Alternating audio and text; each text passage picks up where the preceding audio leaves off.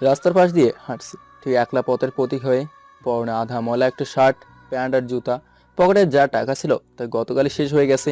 তাই আজ সারাদিন না খাওয়া, ঠিক মতো হাঁটতেও পারছি না। তবু অনেক কষ্টে একা একা চলছি একলা পথে।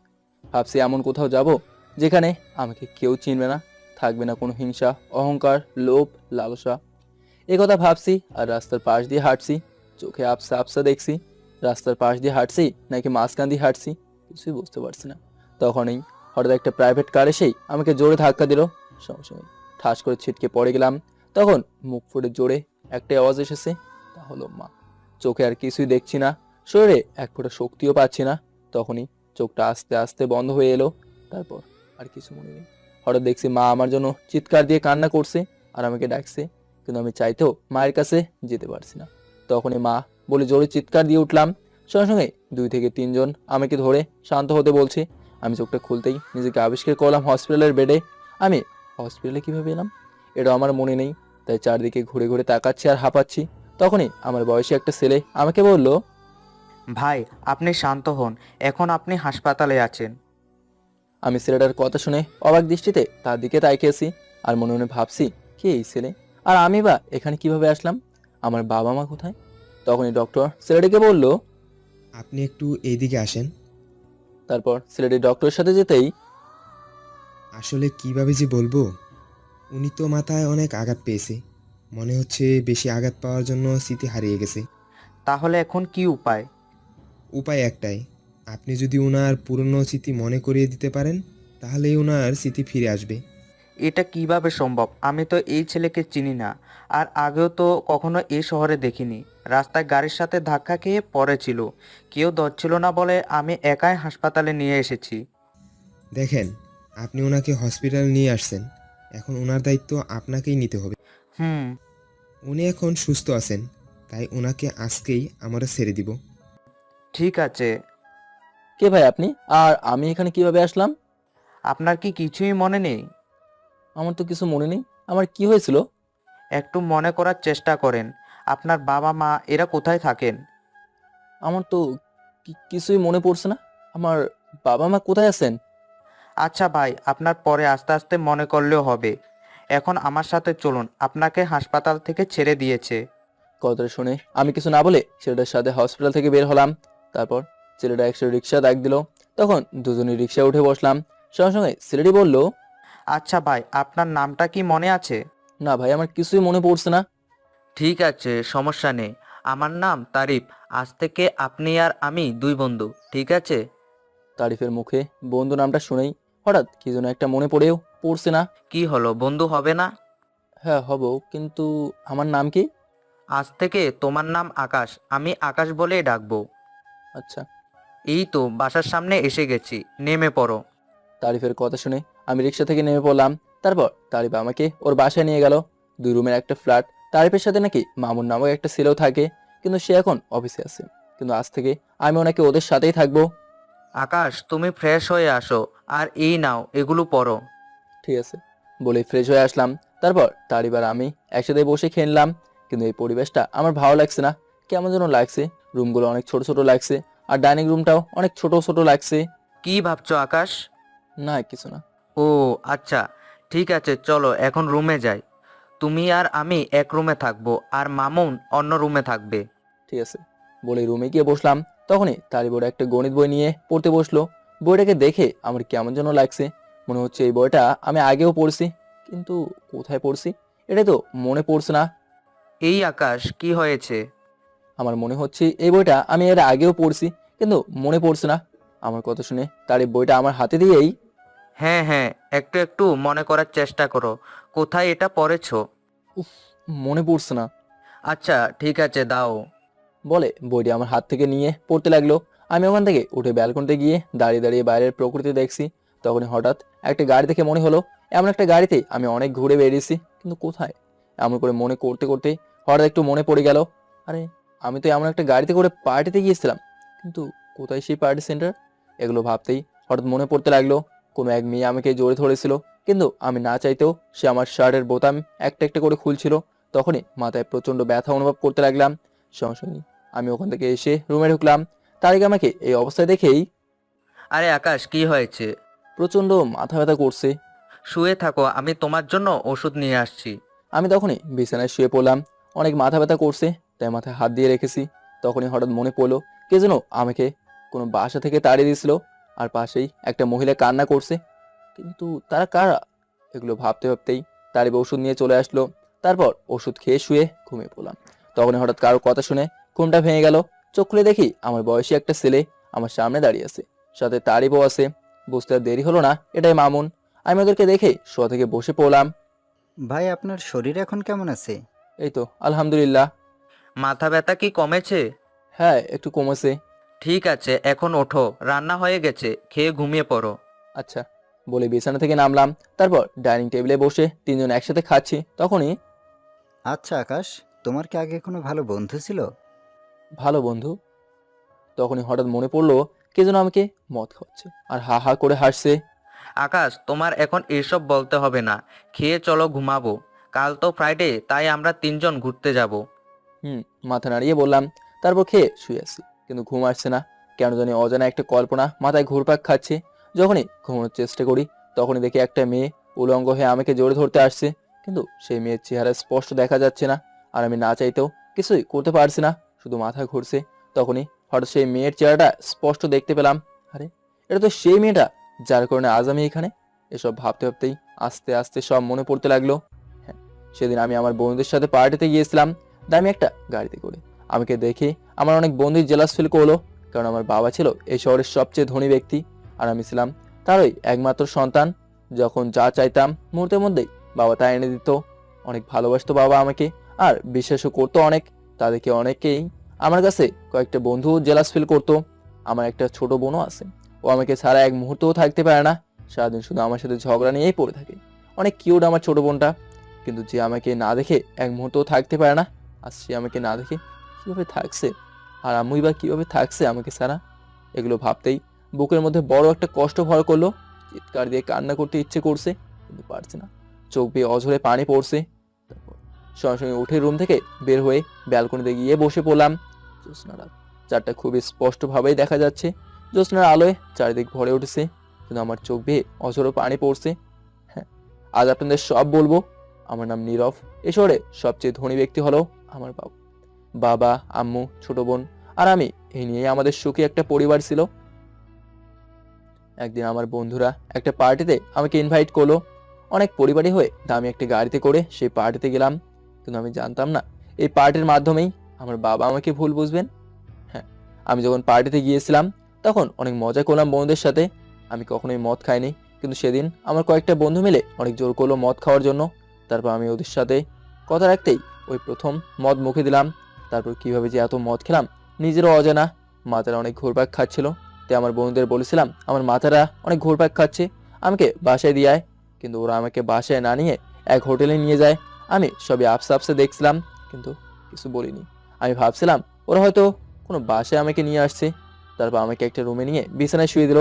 আমি তখনই ঘুমানোর চেষ্টা করলাম, কিন্তু হঠাৎ কারো স্পর্শে ঘুমটা ভেঙে গেল। কিন্তু এই স্পর্শ কোনো ছেলের না, একটা মেয়ের ছিল। আমি ওই মেয়ের স্পর্শ পেয়েই শোয়া থেকে বসে পড়েই দেখলাম একটা মেয়ে, অনেক সুন্দর, আধুনিক পোশাক পরা, আর আমার বিছানায় আমার সাথে ঘেঁষে বসে আছে। এই মেয়ে, কি চাও এখানে? তোমাকে চাই বলেই তাকে জড়িয়ে ধরলাম। সঙ্গে সঙ্গে আমি মেয়েটাকে ধাক্কা দিয়ে ফেলে দিয়েই খাট থেকে নেমে গেলাম। আমার মাথা ঘুরছে, সবই আপসে আপসে দেখছি। তখনই মেয়েটা তার জামাও খুলে ফেললো। এই মেয়ে, কি কি করছো? কাছে আসবে না কিন্তু, বলে দিলাম। তখনই মেয়েটা আস্তে আস্তে আমার সামনে এসেই কাছে আসলে কি করবে? বলে আমার শার্টের বোতাম একটা একটা করে খুলতে লাগলো। এই, কে তুমি? বলে মেয়েটাকে সরিয়ে দিয়ে দরজার কাছে গিয়ে দরজা খোলার চেষ্টা করলাম, কিন্তু দরজা বাইরে থেকে বন্ধ। তারপর মেয়েটা এক প্রকার জোর করেই আমার শার্ট খুলে ফেললো। আমি না চাইতেও কিছু করতে পারছি না, কারণ নেশার বশে আমার শক্তিও প্রায় বিলুপ্ত।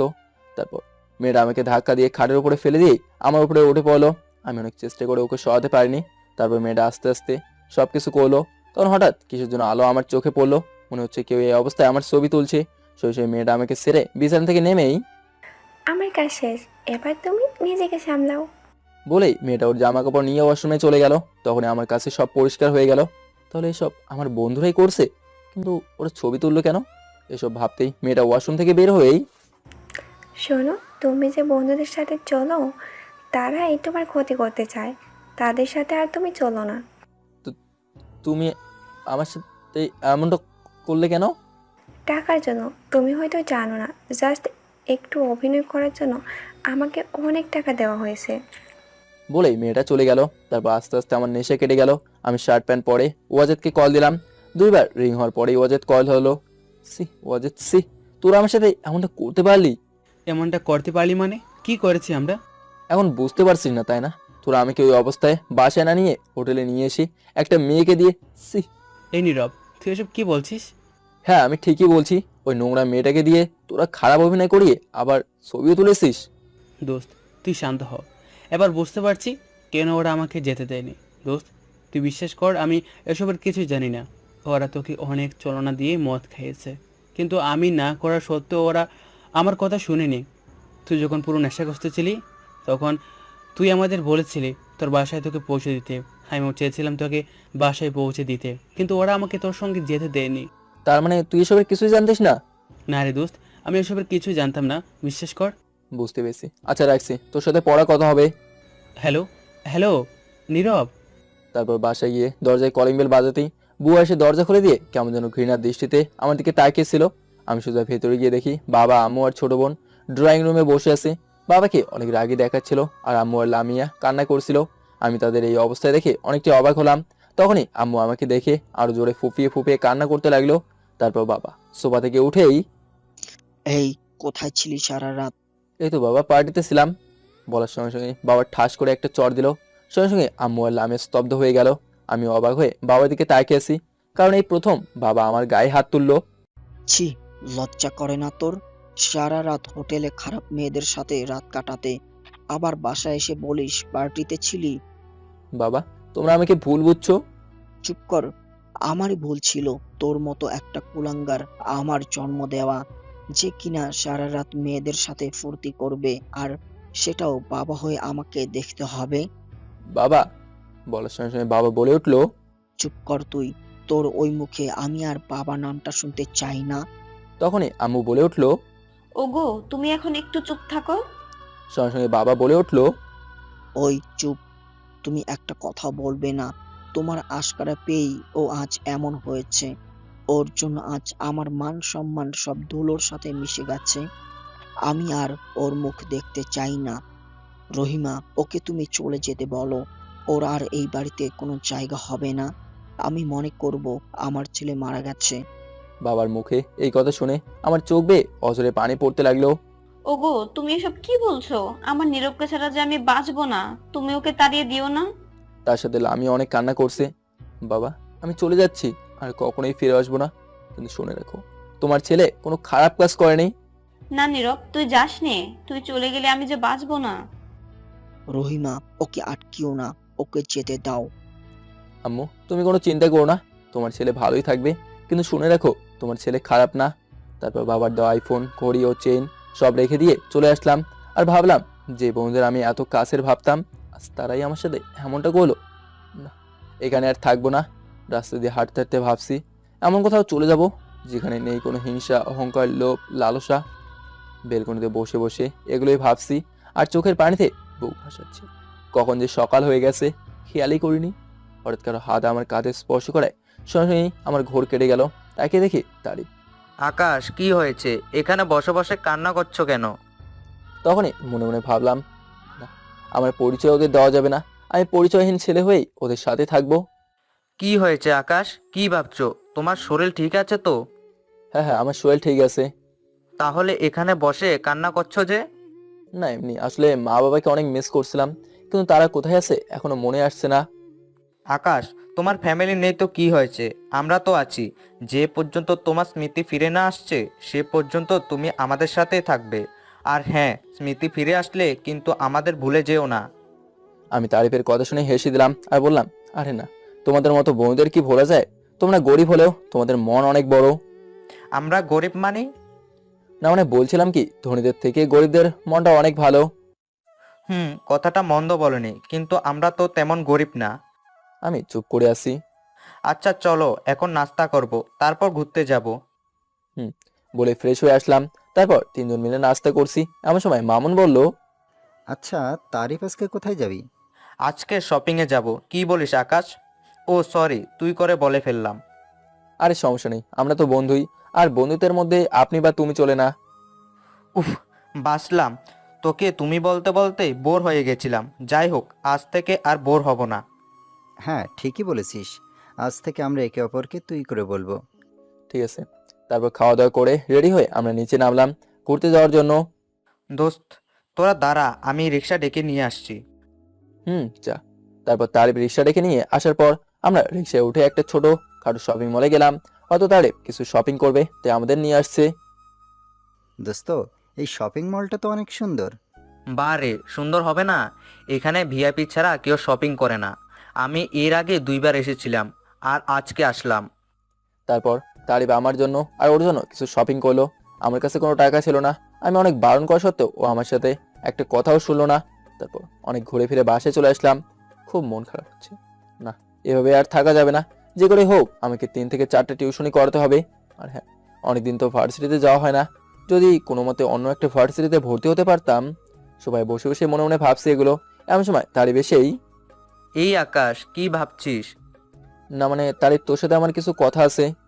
হ্যাঁ বল, কি কথা? তখনই মনে মনে ভাবলাম, না, ওদের কাছে আর কিছুই লুকাবো না। আমার যে স্মৃতি ফিরে এসেছে তা ওদের বলতেই হবে। এছাড়া তো আমি কোনো পথই দেখছি না। হ্যাঁ, ওদের বলবো, কিন্তু আমার পরিচয় এখন ওদের বলবো না। আবার কি ভাবছিস? বল, কি বলবি? আমার স্মৃতি ফিরে এসেছে কথাটা শুনে তার অনেক খুশি হয়ে হেসে দিয়ে বলল, সত্যি বলছিস? হ্যাঁ রে, সত্যি বলছি। তাহলে এবার বল তো, তোর নাম কি? নীরব। তারিব আমার নামটা শুনে মুচকে হেসেই, তাহলে তোর নাম নীরব? ভালোই হলো, এখন আর আকাশ বলে ডাকতে হবে না। কিন্তু কিন্তু কি? তুই তো আমাদের ছেড়ে চলে যাবি। তোর বোকা, আমি তোদের ছেড়ে যাব না। যাবি না মানে? তোর বাবা মার কাছে যাবি না? না রে দোস্ত, যাব না। এটা আবার কেমন কথা? সেদিন না বললি তোর মার জন্য তোর মন খারাপ হচ্ছে? বলেছিলাম, কারণ সেদিন আমার কিছু মনে ছিল না, কিন্তু এখন আমার সব মনে পড়ে গেছে। কি বলিস? আমি তো কিছুই বুঝতে পারছি না। আসলে দোস্ত, আমার পরিবার অনেক গরিব। আমার বাবা আমাকে ভুল বুঝে বাসা থেকে বের করে দিয়েছে। বলিস কি? আঙ্কেলকে সত্যিটা বলিসনি? হ্যাঁ, বলতে চেয়েছিলাম, কিন্তু সে আমার একটা কথাও শোনেনি। তাহলে এখন কি করবি? দেখি টিউশনি করব, পারলে ভার্সিটিতে ভর্তি হব। তুই ভার্সিটিতে ভর্তি হবি? তুই কোন ক্লাসে পড়িস? 2য় বর্ষ। আরে আমিও তো 2য় বর্ষে। জানি। তাই তো সেদিন তোর বই দেখে আমার অনেক চেনা চেনা লেগেছিল। আচ্ছা শোন, তোর আগের ভার্সিটি গিয়ে তুই টিসিটা নিয়ে আয়, তারপর সব কাজ আমার। তা না হয় নিয়ে আসলাম, কিন্তু তার আগে আমাকে টিউশনি করাতে হবে। আরে ওটা নিয়ে তুই টেনশন করিস না, আমার হাতে অনেকগুলো টিউশনি আছে। ঠিক আছে দোস্ত। আচ্ছা, তোর মোবাইলটা একটু দে তো। মোবাইল দিয়ে কি করবি? একটু কাজ আছে। আচ্ছা এই নে। বলে চলে গেল রুমে। আমি মোবাইলটা নিয়ে সোজা ব্যালকনিতে চলে আসলাম। অবশ্য ওয়াজেদের নাম্বার আমার মনে আছে। আমরা অনেক ভালো একটা বন্ধু ছিলাম, কিন্তু আমার অন্য সব বন্ধুরা আমার সাথে বিশ্বাসঘাতকতা করছে। তাই সবাইকে ছেড়ে এই অচেনা জায়গায় চলে এসেছি। কাউকে বলিনি, এমনকি ওয়াজেদকেও না। তারপর ওয়াজেদের নাম্বার তুলে কল দিলাম। হ্যাঁ, রিং হচ্ছে, কিন্তু ধরছে না। 3বার রিং হওয়ার পরেই ওয়াজেদ কল ধরেই, আসসালামু আলাইকুম, কে বলছেন? ওয়াজেদের কণ্ঠ শুনেই আমার বুকের মধ্যে কেমন যেন ভালো লাগে কাজ করতে লাগলো। আমি কোনো কথা বলছি না। কি হলো, কথা বলছেন না কেন? ওয়াজেদ। হ্যাঁ, আমি ওয়াজেদ, কিন্তু আপনার কণ্ঠটা চেনা চেনা লাগছে। কে আপনি? আমি নীরব। নীরব, তুই কেমন আছিস দোস্ত? তুই জানিস কত খুঁজেছি তোকে, দিনের পর দিন তোকে খুঁজে বেরিয়েছি। এখন কোথায় আছিস তুই? আছি অজানা এক জায়গায়, যেখানে নেই কোনো বিশ্বাসঘাতকতা করার মতো বন্ধু। খুব ভালো আছি। দোস্ত, আমি কিন্তু এসবের কিছুই জানতাম না। যদি জানতাম তাহলে কখনই তোর সাথে এমনটা হতে দিতাম না। আমি জানি তুই ওদের মতো না, কিন্তু আমি কি অপরাধ করেছিলাম বল, যে কারণে ওরা আমাকে খারাপ মেয়ে দিয়ে এত বড় অপবাদ দিল? দোস্ত, ওরা জেলাস ছিল তাই এমনটা করেছে, কিন্তু ওদের একটা খেয়েও আমি ছাড়েনি। সবাইকে হুজুর শিক্ষা দিয়েছি। ওরা এখন জেলে আছে। কিন্তু দোস্ত, তুই এখন কোথায় আছিস? বলবো। তার আগে বল, কাউকে আমার ঠিকানা বলবি না। আচ্ছা বলবো না, এখন বল। আমি বাড্ডা আছি, কিন্তু এখন তোরা একটা কাজ করতে হবে। তুই বার্থডে আছিস? আমি আসছি আসছি, এখন বল কি কাজ? দোস্ত, যে করেই হোক তোর বাবার কাছ থেকে আমার টিসিটা নিয়ে আয়। আসলে ওয়াজিদের বাবা আমাদের ভার্সিটির প্রিন্সিপাল। কেন, তুই কি আর এখানে আসবি না? আসবো, কিন্তু এখন না, সময় হোক। আচ্ছা ঠিক আছে, তোর সাথে রাতে দেখা হবে।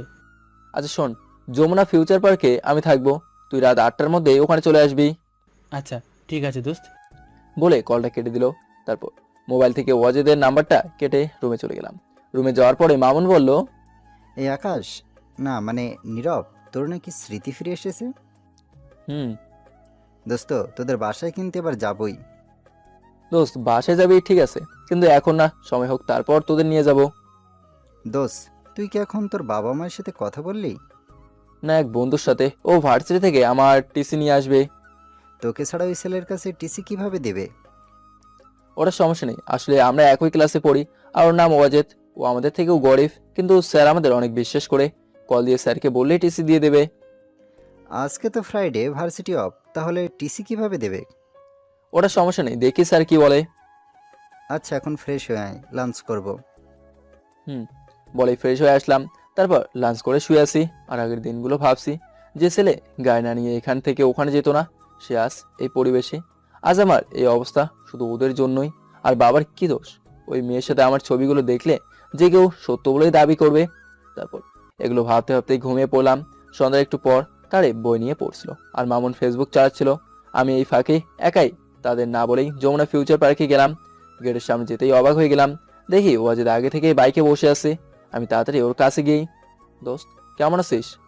ওয়াজেদ আমাকে দেখে বাইক থেকে নেমে জড়িয়ে ধরেই, দোস্ত কেমন আছিস তুই? এই তো দোস্ত ভালো আছি, তুই কেমন আছিস? হ্যাঁ, হাল্লা রাখছে। কিন্তু তোর চেহারা এই অবস্থা কেন? ঠিক মতো খাওয়া দাওয়া করিস না? আসলে দোস্ত শোন, সব ঘটনাই খুলে বললাম। দোস্ত কি আর বলবো, বলার ভাষা নেই। কই টিসি এনেছিস? হ্যাঁ এনেছি, কিন্তু বাবা তো দিতেই চাচ্ছিল না, আমি অনেক জোর করে নিয়ে আসছি। থ্যাঙ্কস দোস্ত, তুই না থাকলে হয়তো আমার টিসি পেতে অনেক দিন লাগতো। কিন্তু দোস্ত, তোর বাইকের পেছনে এত বড় ব্যাগ কেন? দোস্ত আমি চলে আসছি। চলে আসছিস মানে? দোস্ত তুই ছিলি আমার সবচেয়ে কাছের বন্ধু, ওরাও ছিল, কিন্তু ওই ঘটনার পর আমি আর ওদের সাথে বন্ধুত্ব রাখিনি। মামাকে সব ঘটনা খুলে বলে ওদের জেলে দিয়েছি। কিন্তু বিশ্বাস কর, তোর সাথে কথা বলার পর মনে হয়েছে তুই অনেক কষ্টে আছিস। আর ধর এই পরিস্থিতিতে আমি কি করে তোকে একা রেখে থাকবো? তাই আমিও টিসি নিয়ে আসছি। বাবা দিতে চায়নি, কিন্তু বুঝিয়ে জোর করে নিয়ে আসছি। ওয়াজেদের কথা শুনে আমার চোখে পানি চলে আসলো। হ্যাঁ, আমার সব বন্ধুদের মধ্যে একমাত্র বিশ্বাসযোগ্য ওয়াজেদ। কি রে, তোর চোখে পানি কেন? না রে দোস্ত, এমনি হয়তো কখনো কোনো ভালো কাজ করেছিলাম, তাই আল্লাহ তোর মতো বন্ধু আমাকে দিয়েছে। দূর শালা, এখন চল, আমাকে নিয়ে যাবি না? হ্যাঁ, কিন্তু দোস্ত আমাদের পরিচয় কেউ যাতে না জানে, সবাই জানবে আমরা পরিচয়হীন গরিব ছেলে। কেন? আমি চাই না আমার পরিচয় সবাই জানুক, কিন্তু জানাবো সময় হলে, যেদিন বাবা তার ভুল বুঝতে পেরে নিজে আমায় খুঁজে বের করবে সেদিন। আচ্ছা ঠিক আছে, তাই হবে। এখন বাইকটা তুই চালা, আমি পিছনে বসছি। কিন্তু দোস্ত, সবাই তো জানে আমরা গরিব, আর গরিবদের কি এত দামি বাইক থাকে?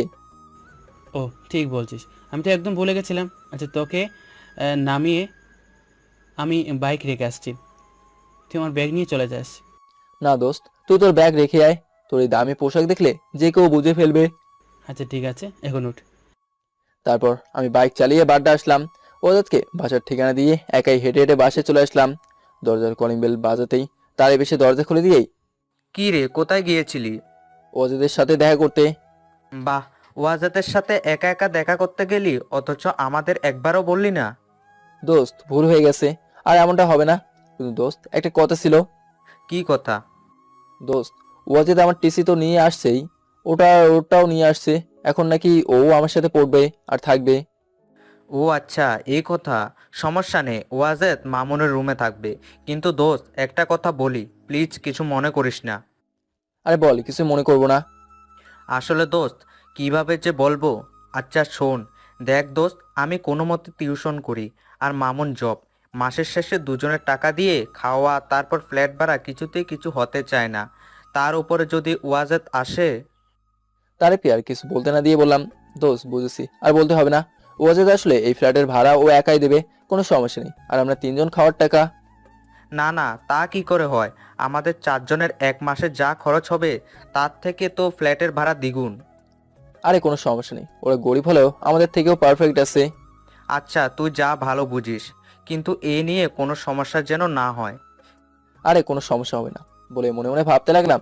এমন একটা সময় ছিল যখন সব বন্ধুরা মিলে রেস্টুরেন্টে যেতাম, তখন যা বিল আসতো তা দিয়ে এই ফ্ল্যাটের ভাড়া 4 বার দেওয়া যেত। কিন্তু আমার সময়টা এখন না থাকলেও ওয়াজেদের সময় এখনো ঠিকই আছে। কি রে, কি ভাবছিস? কই কিছু না তো। ঠিক আছে, অনেক রাত তো হলো, কিন্তু ওয়াজেদ কখন আসবে? বলতে না বলতে কলিং বেল বেজে উঠলো। এই তো ওয়াজেদ মনে হয় এসে গেছে বলে দরজার কাছে গিয়ে দরজা খুলে অবাক হয়ে গেলাম। ওয়াজেদ এসেছে আর ও এমন পোশাক পরছে, ওকে দেখে সবার মনে হবে ও অনেক গরিব ঘরের ছেলে। ওয়াজেদের পা থেকে মাথা পর্যন্ত দেখছে আর ভাবছি, কি রে, এমন করে কি দেখছিস? ভালো লাগছে না? আরে ভালো লাগছে না মানে অনেক সুন্দর লাগছে, আয় ভেতরে আয় বলে ভাবতে লাগলাম যে জীবনেও এইসব পোশাক পরেনি। আজকে শুধু আমার জন্য ও এই পোশাক পরছে। কত ভালো একটা বন্ধু হলে এরকম করা সম্ভব। তারপর ওয়াজেদ ভেতরে আসতেই তারিফ অবাক হয়ে ওয়াজেদের দিকে তাকিয়ে আছে। রে এমন করে তাকে কি দেখছিস? পরিচিত হবেই না? হ্যাঁ হব, কিন্তু দোস্ত, আমি ওকে কোথাও যেন দেখেছি।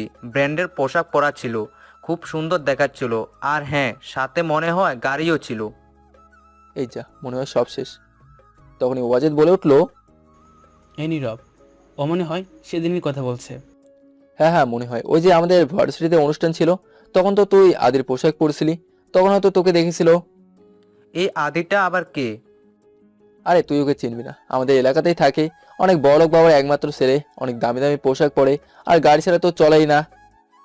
বাব্বা, সেই তো। যাই হোক, ওয়াজেদকে নিয়ে খাবার খা, টেবিলে সব রাখা আছে। উফ, অনেক বাঁচা বেঁচে গেলাম মনে মনে বলেই আমি আর ওয়াজেদ তাড়াতাড়ি ফ্রেশ হয়ে খাবার খেলাম। অবশ্য তারই বড় কথা পাল্টেছে, এখন থেকে আমি আর ওয়াজেদ একসাথে থাকবো। তারপর খাওয়া দাওয়া শেষ করে রুমে গিয়ে শুয়ে পড়লাম। কাল ভার্সিটিতে যেতে হবে ভর্তি হওয়ার জন্য, তাই তাড়াতাড়ি ঘুমিয়ে পড়লাম। সকালে ঘুম থেকে উঠে ফ্রেশ হয়ে যে না রুম থেকে বের হয়েছি, তখনই মামুন হাজির। কিরে, ওয়াজেদ নাকি এসেছে? কোথায় দেখলাম না তো। আর এই অনেক রাতে এসেছে, তুই তো ঘুমিয়েছিলি তাই দেখিস নাই। ভেতরে আসে, আয় পরিচয় করে দেই। আচ্ছা চল। হাই, আমি ওয়াজেদ। আমি মামুন, কিন্তু তুমি আমাকে চিনলে কিভাবে?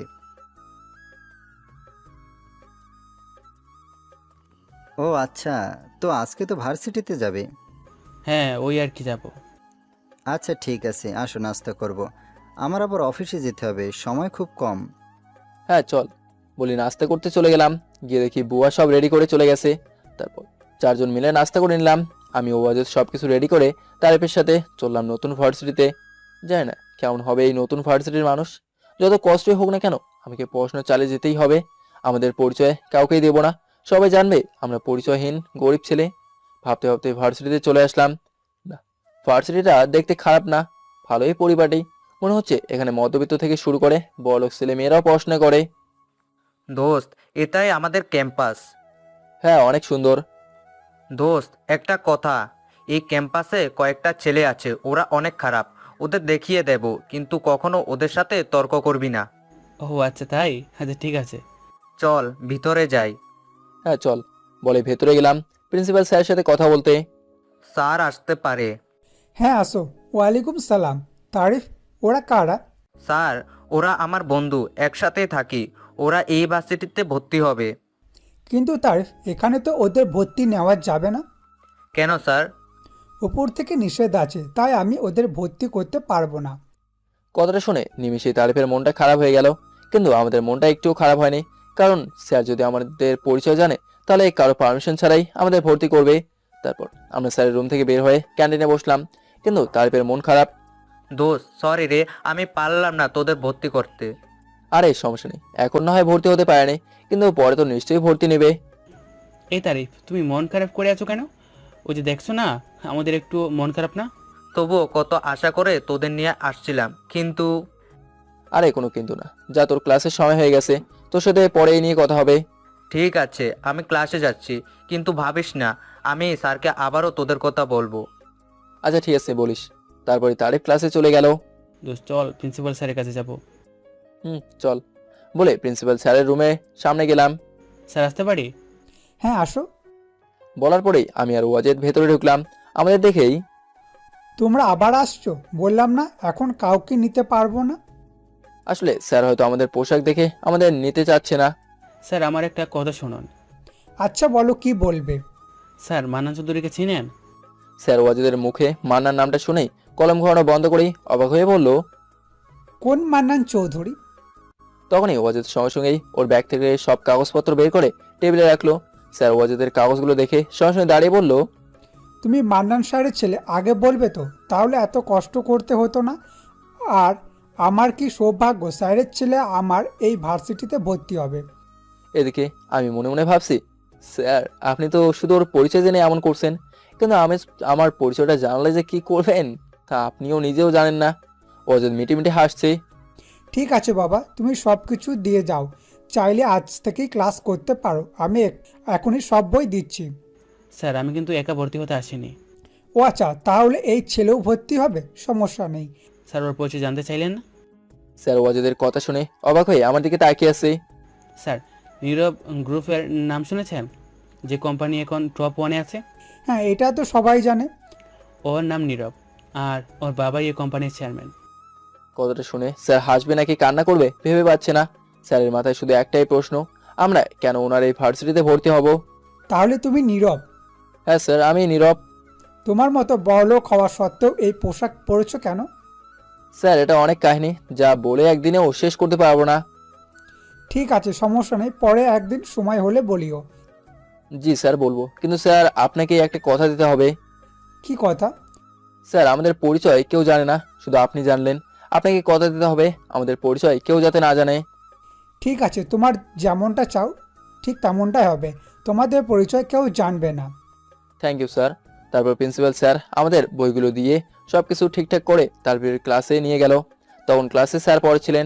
এমন সময় প্রিন্সিপাল স্যার আমাদের নিয়ে ক্লাসে প্রবেশ করতেই সবাই দাঁড়িয়ে সম্মান জানলো। তারপর স্যার আমাদের পরিচিত করিয়ে দিয়ে চলে গেল। তারিফ তো অবাক হা হয়ে তাকিয়ে আছে আমাদের দেখে।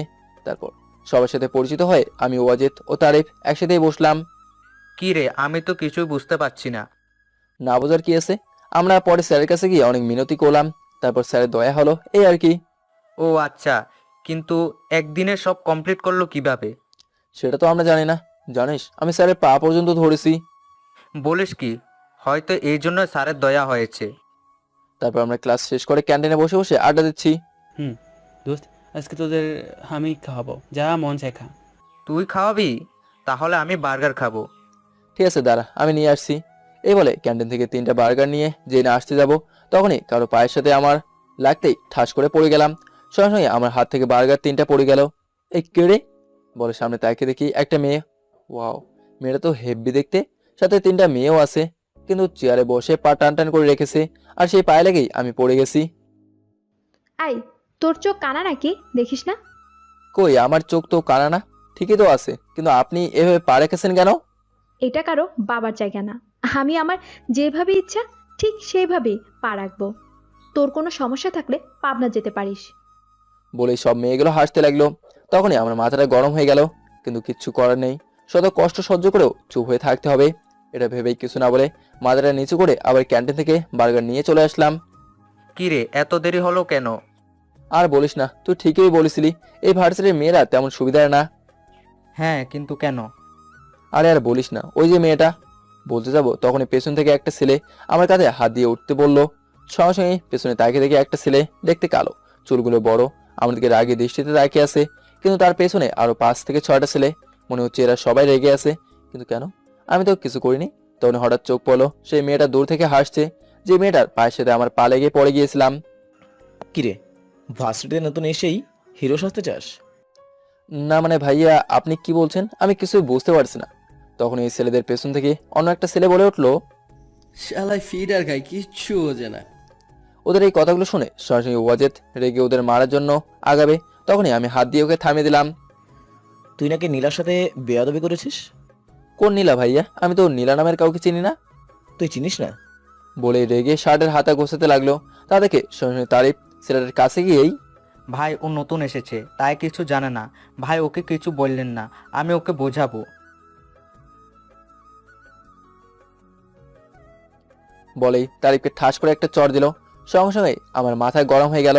আমি যে না ওই ছেলেটাকে মারার জন্য সামনে যাব, তখনই তারিফ আমাকে ধরে থামিয়ে দিয়েই, ভাই ভুল হয়ে গেছে, আর হবে না, আমি ওকে সব বুঝিয়ে দেব। মনে থাকে যেন। বলাই চলে গেল। আর ওই মেয়েটা ও তার বান্ধবীরা আমাদের দেখছে আর হাসছে।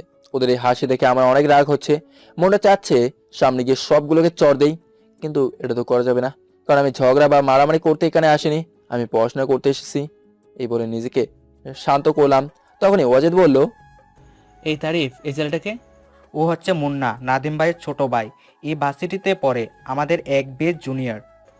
কি, আমাদের এক বেস্ট জুনিয়র হয়ে এত সাহস? আর এই নাদিমটা আবার কে? এই এলাকার মাথা। এই এলাকার মাথা মানে? মানি নাদিম ভাই হচ্ছে এই এলাকার মস্তান, সবাই ওনার কথায় চলে, এমনকি এই ভার্সিটিতেও। আর এমন কোনো কাজ নেই যা সে করে না, সবার সামনে মানুষ পর্যন্ত খুন করে। এই পর্যন্ত যারা মুন্না ভাইয়ের অবাধ্য হয়েছে তাদের হাত পা সে ভেঙে দিয়েছে। বাবা, তাহলে তো মালটাকে একবার দেখতেই হয়। কিন্তু এই মেয়েটার সাথে এই মুন্নার কি কানেকশন? আসলে এই মুন্না নীলাকে ভালোবাসে, তাই নীলার আশেপাশে কাউকে দেখলে তার 12টা বাজিয়ে দেয়। কিন্তু নীলা আমাদের বেজের, আর আমার মনে হয় মুন্নাকে নীলা ভালোবাসে না। ও আচ্ছা, তাহলে এই ব্যাপার। সমস্যা নেই, সব ঠিক হয়ে যাবে। চল এখন বাসে যাই। সবাই আমাদের চিড়িয়াখানার প্রাণীদের মতো দেখছে। হ্যাঁ হ্যাঁ, তাড়াতাড়ি চল। তারপর আমরা তিনজন বাসে চলে আসলাম। মনের মধ্যে সেই রাগটা রয়েই গেছে। শালা নাদিমকে আগে দেখবো, তারপর ওর ভাইকে। ওর সাথে এত বড় সাহস, ও আমাদের সামনে তারিফের গালে চড় মারে। ও এখনো জানে না আমরা কি জিনিস। সোফায় বসে বসে এই কথাই ভাবছি। তখনই হঠাৎ ওয়াজেদ এসেই, দোস্ত, আমি মানতে পারছি না, ওই শালাকে তো আমি দেখে ছাড়বো। আমিও সেটাই ভাবছিলাম। চল তাহলে সন্ধ্যার পরে একটু দেখে আসি কে এই নাদিম। হ্যাঁ, তা তো যাবই। তারপর খাওয়া দাওয়া শেষ করে আমরা তিনজন ছাদে বসে বসে কথা বলছি। এখন প্রায় সন্ধ্যা, তাই এখন আমাদের যেতে হবে।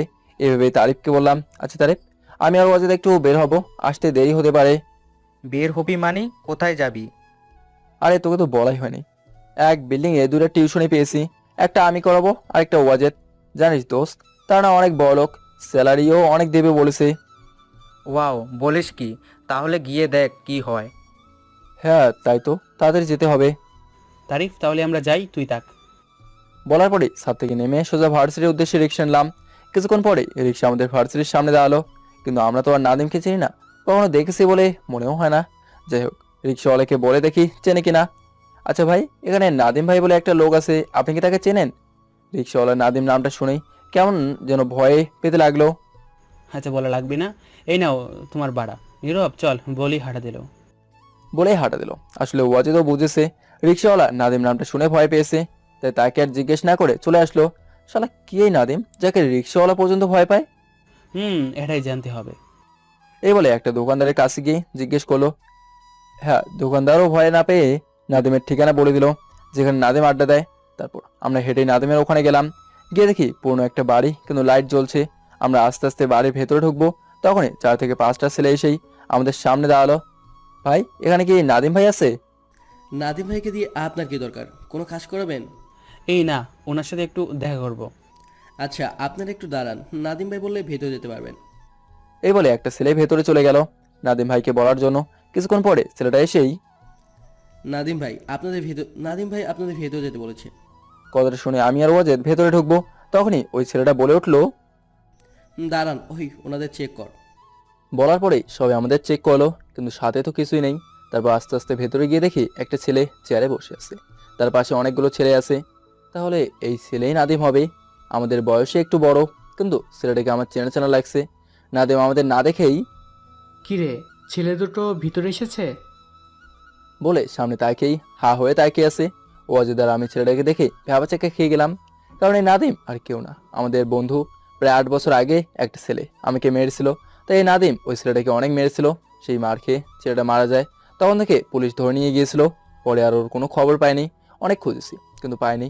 নাদিম আমাদের দেখে অবাক হয়ে আস্তে আস্তে আমাদের দেখে এসেই, তুই নীরব না? হ্যাঁ আমি নীরব, কিন্তু নাদিম তুই এখানে? নাদিম আমার কথা শুনে সরাসরি আমাকে জড়িয়ে ধরলো। অনেক ভালো বন্ধু ছিলাম আমরা, কখনো নিজেদের সাথে ঝগড়া করতাম না। নাদিমরা একটু গরিব ছিল, তাই ওর যাবতীয় খরচ আমি চালাতাম। ও নিতে চাইতো না, কিন্তু জোর করে দিতাম। কিন্তু আজ মনে হচ্ছে ও আর গরিব নেই। দোস্ত, তুই এত বছর পর আমার কাছে আসলি? দোস্ত, তুই যখন জেলে গিয়েছিলি তারপরে তোকে অনেক খুঁজেছিলাম, কিন্তু পাইনি। ওখানকার ওসি বলেছিল তোর নাকি জামিন হয়েছে, কিন্তু এটা কিভাবে সম্ভব হলো? একদিনই জামিন হয়েছে, তারপর থেকে তোর বাবা মাকেও খুঁজে পায়নি। দোস্ত, এটা অনেক বড় একটা কাহিনী, পরে একদিন সব খুলে বলবো। কিরে, ও ওয়াজেদ না? হ্যাঁ, বলার পরে নাদিম ওয়াজেদের সাথে কোলাকুলি করলো। দোস্ত, তোকে কিন্তু অনেক মিস করতাম, সব সময় তোকে মনে পড়তো, কিন্তু এখন তো প্রায় ভুলে গিয়েছিলাম। আচ্ছা, তোরা হঠাৎ আমার সন্ধান কোথা থেকে পেলি? এটাও এক কাহিনী, পরে বলবো। আচ্ছা, ঠিক আছে, পরে বলিস। আর শোন, অনেক বছর পর দেখা হয়েছে, তাই আজকে জমিয়ে আড্ডা দিব। না রে দোস্ত, আজকে পারবো না, কালকে দিনে আড্ডা দেবো। দেরি হয়ে গেলে আবার বাসের গেট বন্ধ করে দেবে। আচ্ছা, তুই হঠাৎ এই জায়গায় কেন? আরে আর বলিস না, অনেক কাহিনী। যত বড় কাহিনী হোক, তুই বল, হঠাৎ এখানে কেন আসলি? আচ্ছা তাহলে শোন। ইস, আমি যদি আজকে তোর সাথে থাকতাম, শালাদের সব কয়টাকে মেরে পুঁতে দিতাম। কিন্তু দোস্ত, তুই মুন্নার আচরণে কষ্ট নিস না। আসলে দোস্ত, মা বাবা মারা যাওয়ার পর ওকে অনেক আদর দিয়ে বড় করেছি, তাই আদর পেতে পেতে মাথায় উঠে গেছে। আরে সমস্যা নেই, মুন্না তো আমার ছোট ভাই, ও আমার পরিচয় জানলে তো এমনটা করতো না। বলার পরে দেখি একটা ছেলে আমাদের জন্য খাবার নিয়ে আসছে। দোস্ত, খাবার নিয়ে আসছে, আমরা কিন্তু একসাথেই খাবো। আচ্ছা ঠিক আছে, বলে তিনজন মিলে খাবার খেলাম। তারপর বল, তোদের ওখানে থাকতে কোনো সমস্যা হচ্ছে না তো? আরে কোনো সমস্যা হচ্ছে না, কিন্তু দোস্ত তোকে একটা কথা রাখতে হবে। হ্যাঁ বল। আমাদের পরিচয় তুই কাউকে বলবি না, এমনকি মুন্নাকেও না। কিন্তু কেন? দোস্ত আমি চাই না এখন আমাদের পরিচয় কেউ জেনে যাক, তাই বলছি। আচ্ছা ঠিক আছে, কাউকে বলবো না, কিন্তু যখনই কোনো সমস্যা হবে সঙ্গে সঙ্গে আমাকে কল দিবি। আচ্ছা ঠিক আছে দোস্ত, এখন আমাদের যেতে হবে। আচ্ছা ঠিক আছে, কাল দেখা হবে। এই কথা বলে দাঁড়িয়েই, এই, তোরা ওকে চিনে রাখ, ওরা আমার বন্ধু। তোরা আমাকে যেমন সম্মান করিস, ওদেরকেও ঠিক ওই রকমই সম্মান দিবি। জি ভাই। দোস্ত যাই তাহলে, কাল দেখা হবে। দাঁড়া, তোদের আমি পৌঁছে দিচ্ছি। দোস্ত লাগবে না, আমরা যেতে পারবো। আচ্ছা ঠিক আছে, তাহলে যা। বলার পরেই আমরা চলে আসলাম। বাসে আসতে আসতে প্রায় রাত 11টা বেজে গেল। দরজায় কলিং বেল বাজাতেই মামুন এসে দরজা খুলেই, কিরে, এত দেরি হলো যে? আরে আর বলিস না, তা তো আমাদের না খাইয়ে ছাড়লই না, তাই খেয়ে আসছি। ও আচ্ছা, এবার বল কবে থেকে পড়াতে যেতে বলেছে? এই তো কাল থেকেই। ও আচ্ছা, ভালো তো। তাহলে ফ্রেশ হয়ে ঘুমিয়ে পড়, কাল তো আবার ভার্সিটিতে যেতে হবে। আরে দোস্ত অনেক ঘুম পাচ্ছে, তুই ঘুমিয়ে পড়। বলে ফ্রেশ হয়ে ঘুমিয়ে পড়লাম। আজ মনটা আমার অনেক ভালো। অনেক বছর পর নতুন এক বন্ধু দেখা পেলাম। নাদিম আমার এমন একটা ভালো বন্ধু ছিল, যে কেউ যদি আমাকে কিছু বলতো তখনই ওর 12টা বাজিয়ে দিত। কিন্তু আজ সেই নাদিম আর এই নাদিমের মধ্যে দিন রাত তফাৎ। এগুলো ভাবতে ভাবতে ঘুমিয়ে পড়লাম। সকালে ঘুম থেকে উঠে ফ্রেশ হয়ে নাস্তা করে তিনজন ভার্সিটি যাওয়ার জন্য রিক্সায় উঠলাম। কিছুক্ষণ পর রিক্সা ভার্সিটির সামনে নামিয়ে দিল। তারপর ভেতরে ঢুকেই অবাক হয়ে গেলাম। আরে এখানে কি হচ্ছে, এত ভিড় কেন? দোস্ত, এখানে কি হয়েছে রে? এত ভিড় কেন? আমিও তো জানি না এখানে কি হয়েছে। এই বলে ভিড়ের সামনে যেতে দেখি একটা ছেলে সবার কাছে সাহায্য চাচ্ছে আর কান্না করছে। কিন্তু এই ছেলেকে সবাই চিড়িয়াখানার প্রাণের মতো দেখছে, কেউ কোনো কথা বলছে না। তা দেখে আমার রাগ উঠে গেল। সরাসরি কয়েকটা ছেলেকে সরিয়ে ভিড়ের ভেতরে ঢুকেই, এই যে ভাই, তোমার কি হয়েছে? ভাই, আমি একজন মধ্যবিত্ত ঘরের ছেলে, তাই বলে কি আমার মনে কোনো ভালোবাসা আসতে পারে না? আমি নীলাকে ভালোবাসতাম, তাই প্রপোজ করায় মুন্না ভাই আমাকে অনেক মেরেছে আর ভার্সিটি থেকে বের করে দিয়েছে। ভাই, আমার বাবা অনেক কষ্ট করে আমাকে পড়াশোনা করাচ্ছে, যদি আমাকে এই ভার্সিটি থেকে বের করে দেয় তাহলে আমি কোথায় যাব? এই বলে আবার কান্না করতে লাগলো। আচ্ছা আচ্ছা আমি দেখছি, তুমি কান্না থামাও, আসো আমার সাথে আসো। ছেলেটা উঠে আমার সাথে আসতে লাগলো। উপস্থিত সবাই আমার দিকে তাকিয়ে আছে। তারপর আমি তার এবার ওয়াজেদ প্রিন্সিপাল স্যার রুমে গেলাম ছেলেটাকে নিয়ে। প্রিন্সিপাল স্যার আমাকে আর ওয়াজেদকে দেখে সরাসরি দাঁড়িয়েই, তোমার এখানে কিছু লাগবে?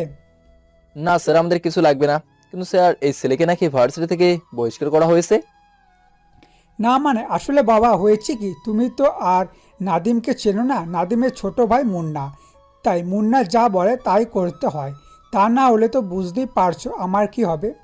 স্যার আমি সব বুঝতে পারছি, তাই বলছি এই ছেলের বহিষ্কার ফিরিয়ে নিন। আর আপনার কোনো ভয় নেই, এই নাদিম বা মুন্না আপনার কোনো কিছুই করবে না। কিন্তু? কোনো কিন্তু না স্যার, আপনি আমার উপরে ভরসা রাখতে পারেন। ঠিক আছে বাবা, তাই হবে। স্যারের এরকম কাণ্ড দেখে তারই ভা হয়ে তাকিয়ে আছে, কারণ স্যার মুন্না বা নাদিমের কথা ছাড়া অন্য কারো কথা শোনে না। আর সেখানে আমাদের কথা শুনে সব মেনে নিল। তারপর ছেলেটা স্যারের কথা শুনেই আমার হাত ধরেই, ভাই, আপনাকে যে কি বলে ধন্যবাদ দিব?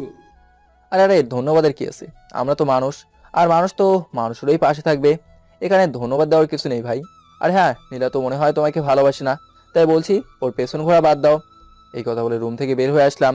একটু পরেই ক্লাসরুম শুরু হবে, তাই তাড়াতাড়ি ক্লাসের দিকে যাচ্ছি। সাথে তার এবার ওয়াজিদও ছিল। তখনই হঠাৎ টাইলসে পা পিছলে সোজা ফ্লোরে পড়ে গেলাম। কিন্তু আমি একা না, আমার সাথে ধাক্কা খেয়ে কে যেন আমার উপরেই পড়ে গেছে। আমি ব্যথা পেয়ে সঙ্গে সঙ্গে তাকাতেই দেখি নীলা চিল্লাচ্ছে আর আমার বুকের মধ্যে কিল দিচ্ছে। তার মানে নীলা আমার উপরে পড়েছে। আজকে যে কপালে কি আছে আল্লাহই জানে। এই বলে নীলাকে ধাক্কা দিয়ে উঠে পড়লাম। নীলা রেগে তাড়াতাড়ি উঠেই আমাকে অকথ্য ভাষায় গালি দিতে লাগলো। এই যে শোনেন, আমি ইচ্ছে করে পড়ে যাইনি, পা পিছলে গিয়েছিল তাই। আর বলতে না দিয়েই, এই ছোট লোকের বাচ্চা, তুই আমাকে চিনিস? আমি ইচ্ছে করলে তোকে এক্ষুনি এই ভার্সিটি থেকে বের করে দিতে পারি। আমি কোনো কথা বলছি না, নিচের দিকে তাকিয়ে আছি। তোদের মতো ছোট লোকদের আমার খুব চেনা আছে। সুন্দরী একটা মেয়ে দেখলে ঝাঁপিয়ে পড়িস। এই কথা শুনেই আমার মাথাটা গরম হয়ে গেল। মনটা চাইছে ঠাস করে একটা চড় মেরে দেই, কিন্তু না, আমি এমনটা করব না। দেখুন, আমরা গরিব হতে পারি কিন্তু ওই রকম ছিল না। বলে নীলার দিকে তাকাতেই ভেবাচাকে খেয়ে গেলাম, কারণ এই প্রথম আমি নীলার দিকে ভালো করে তাকালাম, তাও আবার কাছ থেকে। নীলা দেখতে তো মাশাআল্লাহ অপরূপ সুন্দরী। ওর চোখের দিকে তাকালে যেন ভালোবাসার আভাস পাওয়া যায়। আমি এখন বুঝতে পারছি এই ভার্সিটির সবাই নীলার পেছনে ঘোরে কেন। আর তোর মতো সব ছেলেরাই একই কথা বলে, ফালতু কোথাকার। নীলার এই কথাগুলো শুনেই ওয়াজিদের রাগ আরো বেড়ে গেল। মনে হচ্ছে এখনই নীলাকে চড় দেবে। কিন্তু আমি ও সব ছেলেদের মতো নীলার প্রেমেই পড়ে গেলাম। কিন্তু আছে ওর ওই মায়াবী মুখটায়, আর চোখের ভেতর যে ভালোবাসা লুকানো আছে তার নিমেষেই আমার মনটা কেড়ে নিয়েছে। হঠাৎ ওয়াজিদ রেগে নীলাকে চড় মারার জন্য সামনে আসবে, তখনই আমি হাত দিয়ে ওয়াজিদকে থামিয়ে দিলাম। নীলা রেগে হনহন করে চলে গেল অন্য ক্লাসে। নীলা আমাদের ব্যাচের কিন্তু অন্য ক্লাসের। নীলা চলে যাওয়ার পরেই তারিফ বলল, এই নীরব, ও যা বলছে তুই আবার তার জবাব দিতে গেলি কেন? এখন আমাদের অবস্থা কি হবে জানিস? যা হবার হবে পরে দেখে নিব। এখন চল, ক্লাসে দেরি হয়ে যাচ্ছে। তারপর তিনজন মিলে ক্লাসে গিয়ে বসলাম। কিন্তু আমার একটুও ভালো লাগছে না, শুধু নীলার মায়াবী মুখটাই আমার সামনে ভেসে উঠছে। সারাটা ক্লাস এভাবেই চলে গেল। আমি কখনোই ভাবিনি এই নীলার প্রেমে পড়ে যাব, কিন্তু কিভাবে কি হলো কিছুই বুঝলাম না।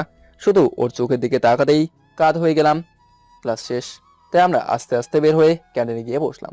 কিন্তু তারই বারবার বলছে বাসায় চলে যেতে, কিন্তু আমি আর ওয়াজেদ কেউ ওর কথা শুনছি না। আচ্ছা, একটা মেয়ে তো ওর রাগ আর অহংকার কিভাবে দেখে? আরে ওরা বড় লোক, তাই এত অহংকার। আর এমনিতেও ওর রাগটা একটু বেশি। আচ্ছা এসব বাদ দে, এখন বল কি খাবি? দোস্ত, আমার কাছে টাকা নেই। আরে বেটা, আমি আছি, কি করতে? হ্যাঁ, আমার কাছে আছে, কি খাবি বল। তখনই একটা ছেলে আমাদের সামনে এসে 3টা কোকা কোলা দিয়ে বলল, মামা, আগে কোকা কোলা খাও, তারপর অন্য কিছু। কথাটা শুনে ওদের দাঁড়িয়েই, কি হলো, আপনার কাছে কি আমরা কোকা কোলা চেয়েছি? তখনই ওদের জবাবে মুন্না এসে বলল, চাসনি তো কি হয়েছে, আমি দেখেছি, খা, তারপর অন্য কিছু খাওয়াবো। মুন্নার কথা শুনে ওদের রেগে বলল, যদি না খাই কি করবি? ওদের কথা শুনে তারিফ সঙ্গে সঙ্গেই ভয়ে চুপসে গেল। আর ক্যাম্পাসের সবাই আমাদের দিকে তাকিয়ে আছে। এই কি বললি তুই, আবার বলতো? যদি না খাই তাহলে কি করবি তুই? শালা, আজকে তুই গিয়েছিস। কথাটা শুনেই আমার মনের মধ্যে ভয় ঢুকে গেল, কারণ মুন্না আর ওর সব বন্ধুদের সঙ্গে তো আমরা পেরে উঠবো নি। যদি মুন্না উল্টাপাল্টা কিছু করে ফেলে, এই কথা ভেবে সরাসরি নাদিমকে কল দিলাম। হ্যালো, কে? দোস্ত, আমি নীরব। হ্যাঁ দোস্ত, বল, কেমন আছিস? দোস্ত পরে বলবো, এখন একটু সমস্যায় পড়ছি, তাড়াতাড়ি আয় তো। কি বললি তুই? কই আছিস সেটা বল।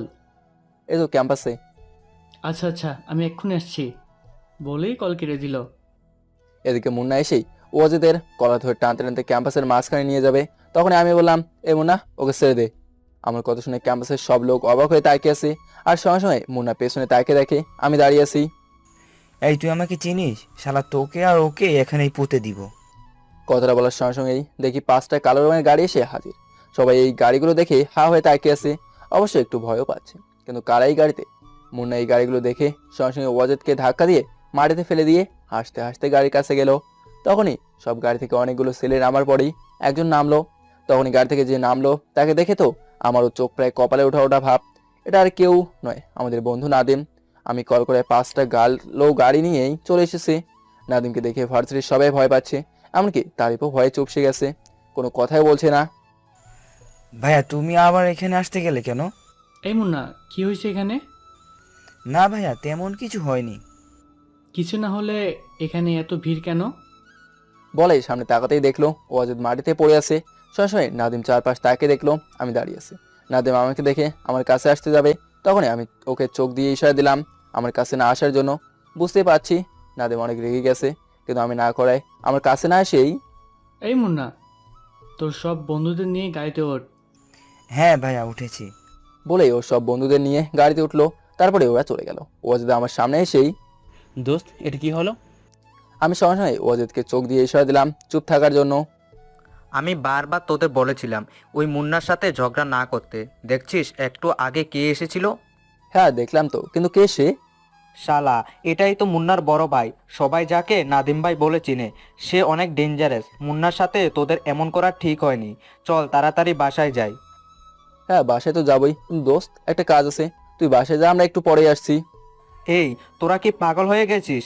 এখন যদি ওই নাদিম ভাই তোদের কথা জানতে পারে তাহলে তোদের কি হবে ভাবতে পারছিস? আরে সমস্যা নেই, নাদিম ভাই আমাদের দেখবেই না, তুই বাসায় যা, আমরা ঠিক চলে আসবো। আচ্ছা ঠিক আছে, সাবধানে যাস। বলেই তালিব একটা রিক্সা নিয়ে চলে গেল। তখনই ওয়াজেদ আমাকে বলল, কিরে আমি তো কিছুই বুঝতে পারছি না, নাদিম এসে সবাইকে নিয়ে চলে গেল কেন? সব জানতে পারবি, এখন তাড়াতাড়ি চল, নাদিম আমাদের জন্য অপেক্ষা করছে। তারপর দুজন মিলে নাদিমের ওখানে গেলাম, যেখানে নাদিম আড্ডা দেয়। গিয়ে দেখি নাদিম একটা চেয়ারে বসে আছে, আর ওর পাশে দুটো চেয়ার ফাঁকা পড়ে আছে। ওর সব লোক ওর পেছনে দাঁড়িয়ে আছে, আর ওর ভাই মানে মুন্না ও তার সব বন্ধু নাদিমের সামনেই হাতগুলো পেছনে দিয়ে মাথা নিচু করে দাঁড়িয়েছে। আমি আর ওয়াজেদ ওদের সামনে যেতেই হ্যাঁ নীরব, আয়। বলার পরেই মুন্না ও তার সব বন্ধু আমাদের দিকে তাকিয়ে আছে, ঠিক যেন ভূত দেখছে। আমি গিয়ে সোজা নাদিমের পাশের চেয়ারে বসলাম, আর ওয়াজেদ আমার পাশে। মুন্না এদিকে আয়। বলার পরেই মুন্না চুপ করে আমাদের সামনে আসলো। তখনই নাদিম উঠে মুন্নার গায়ে ঠাস ঠাস করে দূরে চড় দিয়েই, এই বড় হয়ে গেছিস তুই, ওদের গায়ে কেন হাত দিয়েছিস? ভাইয়া ওরা আমাকে বলতে যাবে তখনই নাদিম মুন্নাকে আরেকটা চড় দিয়েই, এই ওরা মানে তুই চিনিস ওদের? ওরা কারা? না ভাইয়া। ওরা আমার সে ছোট্টবেলার বন্ধু, নীরব আর ওয়াজেদ। এই তুই ভুলে গেছিস?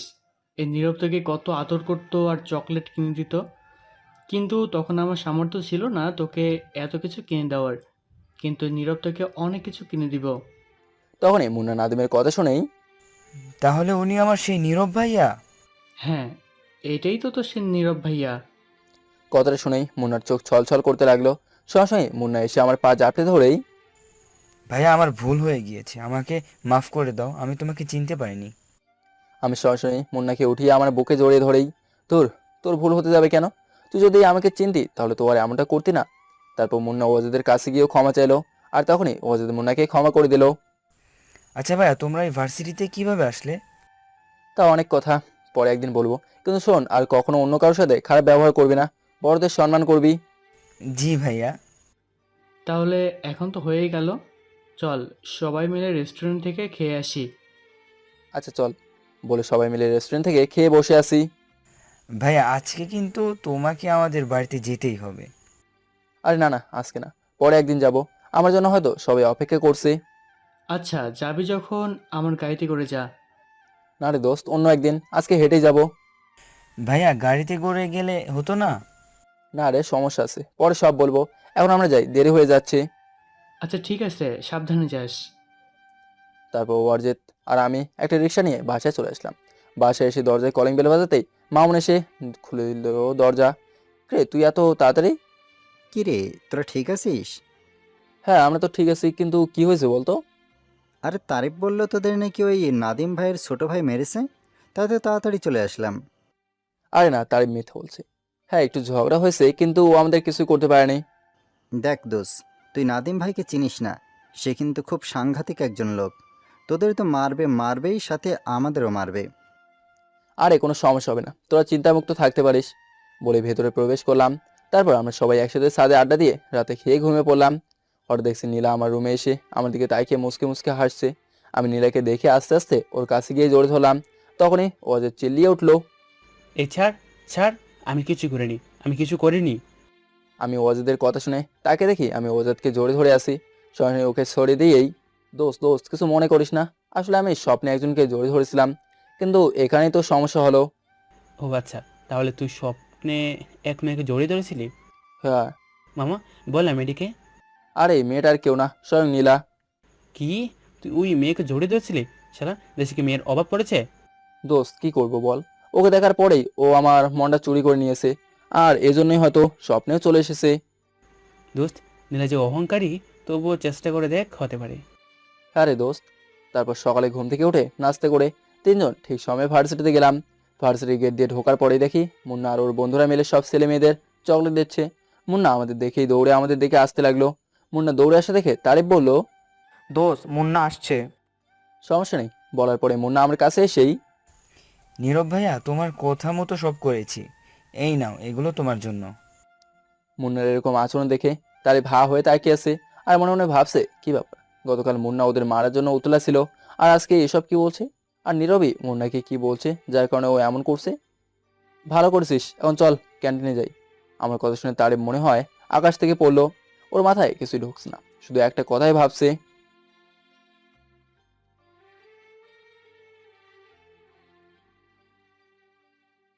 তখনই আমি দেখলাম তারিফ অন্যমনস্ক হয়ে কি যেন ভাবছে। এ তারিফ, কি ভাবছিস তুই? কোথায়? কিছু না তো। এখন বল তোরা কি খাবি? সব টাকা ওয়াজিদ দিবে। না ভাইয়া, এটা হবে না, আজকে খাওয়ার বিল আমি দিব। আচ্ছা ঠিক আছে। বলার পরে আমরা গল্প করতে করতে খেতে লাগলাম। তখনই দেখি লাল রঙের একটা গাড়ি এসে সোজা ভার্সিটির ভেতরে ঢুকলো। সবাই হা হয়ে গাড়িটার দিকে তাকিয়ে আছে। মুন্না, এই গাড়িটা করে কে আসে রে? ভাইয়া আসলে নীলা আপু আছে। নীলা আপু মানে? তুই না নীলাকে ভালোবাসিস, তাহলে আপু বলছিস কেন? না ভাইয়া, ভালোবাসতাম কিন্তু এখন বাসি না, আসলে নীলা আমার বড়, তাই আর কি। হ্যাঁ বুঝেছি, আর বলতে হবে না। এখন শুন, নীরবের জন্য নীলাকে ঠিক করেছি, কেমন হবে? তাই নাকি ভাইয়া? ওয়াজিদের কথা শুনে তারিফ ভ্যাবা চেকে খেয়ে গেল, কিন্তু মুন্না সামনে বলে ভয় গিয়ে কিছুই বলতে পারছে না। আরে ওই আর কি। ভাইয়া বুঝে গিয়েছি, তার মানে তুমি নীলা আপুকে ভালোবাসো। যা না, এখন ক্লাসে যা, দেরি হয়ে যাচ্ছে। হ্যাঁ ভাইয়া, ক্লাসে তো যাবই, তার আগে একটা কাজ সেরে ফেলি। ওয়াজেদ, আমি আর তারিফ হা হয়ে তাকিয়ে আছি। নীলাকে মুন্না কি বলবে, হয়তো আমার কথাই বলবে। তখন দেখতে পেলাম মুন্না নীলাকে ডাক দিয়ে কি যেন বলছে, আর নীলা কিছুক্ষণ পর পর আমার দিকে তাকিয়ে মুসকে মুসকে হাসছে। কিছুই বুঝতে পারছি না। তখনই তারিফ বলল, এই নীরব, এসব কি? আমি তো কিছুই বুঝতে পারছি না। আরে সময় হোক, ঠিকই বুঝবি। দোস্ত, নীলা তোর দিকে তাকিয়ে মুসকে মুসকে হাসছে। হ্যাঁ তাই তো দেখছি, কিন্তু কি বলছে মুন্না কিছুই তো বুঝতে পারছি না। আচ্ছা সমস্যা নেই, ক্লাস শেষ হলে মুন্নার কাছ থেকে সব জেনে নেব। দোষ, একটা কথা বলবো? হ্যাঁ বল। যে মুন্না গতকাল তোদের মারতে চেয়েছিল, আর আজকে ও তোদের ভাইয়া ভাইয়া বলে ডাকছে, আর তোরা ওকে তুই করে বলছিস। দোস্ত, বল তো ঘটনা কি? হ্যাঁ বলবো, কিন্তু এখন না, ক্লাস শেষ হোক তারপর চল, দেরি হয়ে যাচ্ছে। বলবি কিন্তু। হ্যাঁ বলবো। বলে আমরা ক্লাসে চলে গেলাম। তারপর ক্লাস শেষ করে ক্যান্টিনে বসে আছি। তখনই তারিফ বলল, এবার কিন্তু সব বলতে হবে, একটা কথাও লুকাবি না। আমি তারিফের কথা শুনে ওয়াজেদের দিকে তাকাতেই ওয়াজেদ চোখ দিয়ে ইশারা দিল সব বলে দিতে। তারপর আর কি করার, আমি আর ওয়াজেদের সম্পর্কে সব বলে দিলাম। সব তো শুনলি দোস্ত, আমাকে ভুল বুঝিস না।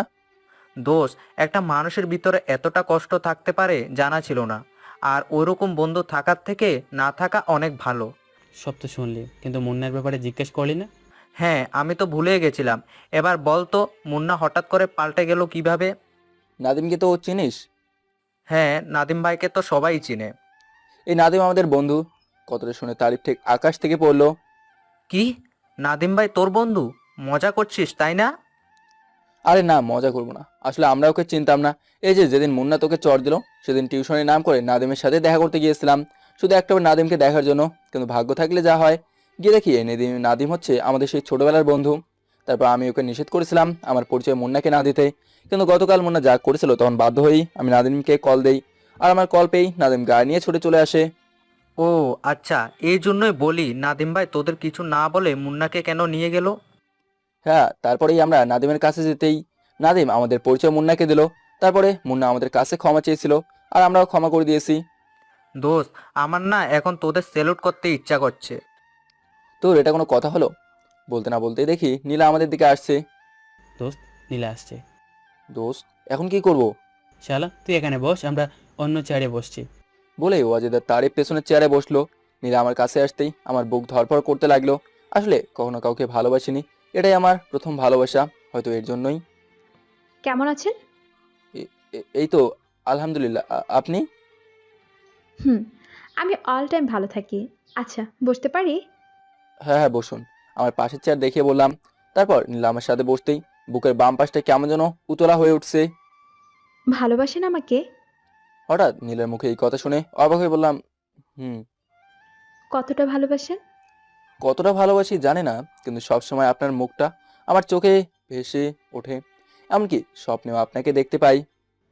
ও আচ্ছা, ঠিক আছে। কাল আমাদের দেখা হবে। আমি নীলার কথা শুনে অবাক হয়ে গেলাম, কারণ এত তাড়াতাড়ি নীলা রাজি হয়ে গেল। যাই হোক, আমি কখনোই নীলাকে হারাতে দেব না। আচ্ছা, আমি যাই। কাল ভার্সিটির পেছনে পুকুর পাড়ে দেখা হবে। হুম। আচ্ছা, আমি কি আপনাকে পৌঁছে দেবো? না, না, আমি যেতে পারবো। আমার গাড়ি আছে। আচ্ছা ঠিক আছে, সাবধানে যাবেন। তারপর নীলা চলে গেল। তখনই ওয়াজেদার তারিফ এসেই, মামা কাজ হয়ে গেছে। দোস্ত, আমার তো কেমন যেন সন্দেহ হচ্ছে। আরে সন্দেহ করার কি আছে, দেখলি না কাল দেখা করতে বললো। তবুও আমার মনে হচ্ছে এখানে কোনো একটা সমস্যা আছে। নীলা এত তাড়াতাড়ি রাজি হয়ে গেল, ভাবতেও অবাক লাগে। আরে কোনো সমস্যা নেই, সব ঠিক আছে। হ্যাঁ নীরব, কাল যখন দেখা করতে বলেছে তুই কালকে ওর সাথে দেখা করে ফুল দিয়ে প্রপোজ করবি। তা তো বলতেই হবে, কিন্তু দোস্ত আমার তো হাঁটু কাঁপে। দূর বেটা, সমস্যা নেই, তোর হাঁটুতে কস্টিপ মেরে দেব, আর কাঁপবে না। ঠিক আছে দোস্ত, তাই হবে। তারপর আমরা বাসায় চলে গেলাম। পরের দিন ঠিক সময় ভার্সিটিতে গেলাম একগুচ্ছ গোলাপ ফুল নিয়ে। নীলা পুকুর পাড়ে দেখা করবে বলেছিল, তাই পুকুর পাড়ে গিয়ে বসে রইলাম। কিছুক্ষণ পরে নীলা আসলে নীল একটা ড্রেস পরে। তখন নীলাকে দেখতে এত সুন্দর লাগছিল যে বলে বোঝানো যাবে না। আমি নীলাকে দেখে সঙ্গে সঙ্গে দাঁড়িয়ে আমার হাতের ফুলটা নীলাকে দিলাম। নীলা ফুলটা হাতে নিয়ে আমার দিকে তাকিয়ে আছে। আই লাভ ইউ নীলা, আমি তোমাকে অনেক ভালোবাসি, কখনো আমাকে ছেড়ে যাবে না? আমার কথা শুনেই নীলা হি হি করে হাসতে লাগলো। কি হলো নীলা, হাসছো কেন? নীলা আমার কথা কানে না তুলে ওর মতো হাসতে লাগলো। আমি কিছু বুঝতে পারছি না হঠাৎ নীলা এমন করে হাসছে কেন, কিন্তু ওর হাসিটা আমার কাছে কেমন যেন রহস্যময় লাগছে। তখন হঠাৎ দেখলাম আমাদের দিকে 6 থেকে 7টা মেয়ে হাসতে হাসতে আসছে। নীলা, এসব কি? নীলা যখনই ওই মেয়েগুলো আমাদের সামনে আসলো, তখনই নীলা হাসতে হাসতে বলল। I am success. বলার পরেই সব মেয়েরা সহ নীলাও হাসতে লাগলো। এ নীলা, কি হয়েছে? নীলা হাত ধরে বললাম। সঙ্গে সঙ্গে নীলা ঠাস করে একটা চড় দিয়েই, আই ছোট লোকের বাচ্চা, তুই আমার হাত ধরলি কেন? সবার সামনে নীলা আমাকে চড় দিল। এত লজ্জা পেলাম যে আমার মুখ থেকে শুধু কোনো কথাই বের হচ্ছিল না। নীলা, তুমি? আসলে নীলা অনেক জোরেই চড়টা মেরেছে, তার জন্য অনেক ব্যথাও পেয়েছি। আই চুপ, একদম চুপ। একটাও কথা বলবি না তুই। তুই কি ভেবেছিস আমার মতো মেয়ে তোকে ভালোবাসবে? যার কিনা কোনো পরিচয় নেই, থাকে এই বস্তির মতো একটা ফ্ল্যাটে, ওরকম ছেলেকে আমি ভালোবাসবো? আরে তোর সাথে এটা জাস্ট একটা ফান ছিল।